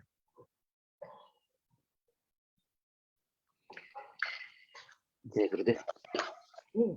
ये देखो अभी ये प्रवासी कैसा है, देखो यहाँ पे राम को मुक्त कराया, बिल्कुल वो समाधि की अवस्था में निकल गए, और जब वो मुक्त है तो वो बिल्कुल अचेतन अवस्था तक निकल गए, उनको कोई जागृत अवस्था का कोई परिणाम ही नहीं रहा। तो वहां पे वशिष्ठ ऋषि को विश्वामित्र जी क्या कहते हैं, अभी हो गया, उनको मुक्ति मिल गई, लेकिन अभी उनको देह भाव में वापस लाओ, क्योंकि उनके सभी कर्म बाकी है। इस सृष्टि में उनको उनकी रचनाएं बाकी है, उन्हें सब कुछ करना है जो उनके देह के लिए प्राप्त है। कितना खूबसूरत देखो, पहले मुक्त कराया और वो सभी कर्म कराए जो उनको सामने दिख रहे हैं। उन्होंने उसके बाद राज अभिषेक किया, और राज अभिषेक को त्याग कर वन में चले गए। वहां पे सीता से विवाह होने के बाद उसको हरण कर लिया रावण ने, रावण के साथ युद्ध करके उसको जीत लिया। ये सभी का आगे का चरित्र उसके बाद होना था। विश्वामित्र वही याद दे रहे, तुम आगे जाओ, उससे जगाओ, उस देवभान में वापस लाओ और उन्हें कर्म करने के लिए छोड़ो। अभी हम देखो यहाँ पे भी एक ट्विस्ट है हमारे जीवन में। क्या है, हमें पहले वो मुक्ति का अनुभव करना है। उस मुक्ति का अनुभव करने के बाद हमारे वापस कर्मों में भी लौटना है। कितना मस्त है ना। देखो हमें पहले मुक्ति, अभी तो हम वैसे संसार में है, लेकिन संसार में कैसे है, बंधनों के साथ है। हम जो जी रहे हैं वो अलग जरिया है हमारे जीने का। हम उस वासनाओं से लिप्त है, उस भावना से आहत है।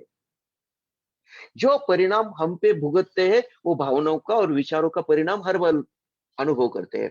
उस भावनाओं से, विचारों से, सपनों से, वो जो आभासी जीवन है उससे हमें परे निकल कर अभी हमारे वास्तविक जीवन में वापस आना है। मतलब अभी हम दोनों जीवन को अनुभव करना अभी हमें क्रम प्राप्त है। इस देहाभिमान को भी जगाना है, उसके साथ वो मुक्त का अनुभव उस संसार के प्रति अपने आप को तटस्थ करने से प्राप्त करना है। अभी जो भी आपके सामने जो भी प्रसंग आए, अपने आप को अलग करो, अपने आप को दृष्टा बनाओ, उस जीवन की तरफ, उस घटनाओं की तरफ अपना तृतीय दृष्टिकोण अपनाओ, उसके प्रति स्थिर बुद्धि लाभ रखो। भावनाओं में बहना नहीं है, विचारों में अपने आप को छोड़ना नहीं है। ये सब कुछ हम अभी वर्तमान में अटेंटिव होना है। कितना खूबसूरत है, इतना खूबसूरत जीवन हमको प्राप्त हो रहा है। बस बस धन्यवाद है, बस यही टेक अवे। जय गुरुदेव। और यही अपना कल का विषय भी है कि कर्म सारे करते समय चिन्ह मात्र में कैसे रह सकते, यही तो कल का सब्जेक्ट है, कल का विषय जो संजय ने छेड़ दिया है। कि जीवन उस वक्त भी जी रहे थे, अभी भी जीवन जिएंगे। ऐसा नहीं कि 24 घंटे समाधि में लीन रहेंगे, नहीं, समाधि करेंगे, साधना करेंगे, सेवा सत्संग करें, उसके बाद में कर्म भी करेंगे, अपने सारे क्रिया करेंगे, कर्म को होने नहीं देंगे। वो चिन्ह मात्र में कैसे बने रहे सारी क्रियाएं करते समय, वही कल का विषय है, उसको हम लोग कल देखेंगे। बहुत बढ़िया Sanjay ji, that was very good insight. चलिए फिर आज के सत्र के यहाँ पे समापन कर लेते हैं। जय श्री जी कुछ बोलना चाहते हैं? जैसे आपने अभी बताया ना कि वो ऊपर से देखा तो कहाँ है, वो बहुत अच्छा लगा कि कितना बराबर है ना, गुरु ने वहां तक पहुंचा दिया है। अब सिर्फ बता रहे ये रास्ते से आप आए बस और मैं यही कल बोल रही थी किसी से कि गुरु ने पहले ही डिग्री दे दी है, अब आप वो सिखा रहे, तुमने ये सब किया करके। तो ऐसे में कल बोल रही थी, और अब भी आपने जो बोला ना, तो एकदम टच हो गया कि हाँ वही, वो वहां पे हमें लाके उन्होंने रखा है। अब सिर्फ वो मार्ग बता रहे, यहाँ से तुम आए और अब तुम्हारा कर्म करना है कि सबको भी वहां लाना है। ऐसे रिलेट कर रही थी मैं। Thank you. हाँ, जय गुरुदेव। और एक भी एंगल इसका निकलता है कि देखो पाथ कोई भी हो, जो कोई बुलेट कार से जा रहा हो, ट्रेन से जा रहा हो, विमान से जा रहा हो, पाथ कोई भी हो, कोई ये मार्ग से जाए, कोई ये मार्ग से जाए, कोई फर्क नहीं पड़ता। जो यहाँ से देख रहा है उसको ना ये मार्ग दिखाई देता, ना ये मार्ग, कोई मार्ग ही नहीं दिखाई देता। जैसे सभी तो तुम पहुंच ही चुके हो, ऑलरेडी ही हो, जो अल्टीमेटली फिर भगवत गीता में विराट रूप दिखा देते हैं ना, देखो मेरे ही अंदर से सब उत्पन्न हो रहा है, मेरे अंदर सब विलीन हो रहा है। तो कहाँ पे तुम, कहाँ से निकल रहे हो, कहाँ पे जा रहे हो, कुछ नहीं है, इट्स जस्ट भास है, आभास है। तो फिर वो कहीं से भी निकलो, कोई कुछ है ही नहीं, वो मार्ग भी नहीं है। इसलिए गुरुदेव बोलते कोई भी मार्ग, ओके जाओ, तुम्हें ये मार्ग पर चलना है, कोई बात नहीं, चलो ये मार्ग पे चलना है तो लो, तुम्हें सन्यासी होके चलना है, गृहस्थाश्रम में होके चलना है, कोई भी मार्ग, कोई फर्क नहीं पड़ता, अल्टीमेटली और ऑलरेडी देयर। तो फिर जस्ट वो रियलाइज करने की बात, तो it was really, that was just another view point on the same thing. चलो बढ़िया, आज के इस सत्र को हम लोग यहीं पे समापन करते हैं, अपनी वाणी को यहाँ पे विश्राम दे देते हैं, रोक लेते हैं। जय गुरुदेव।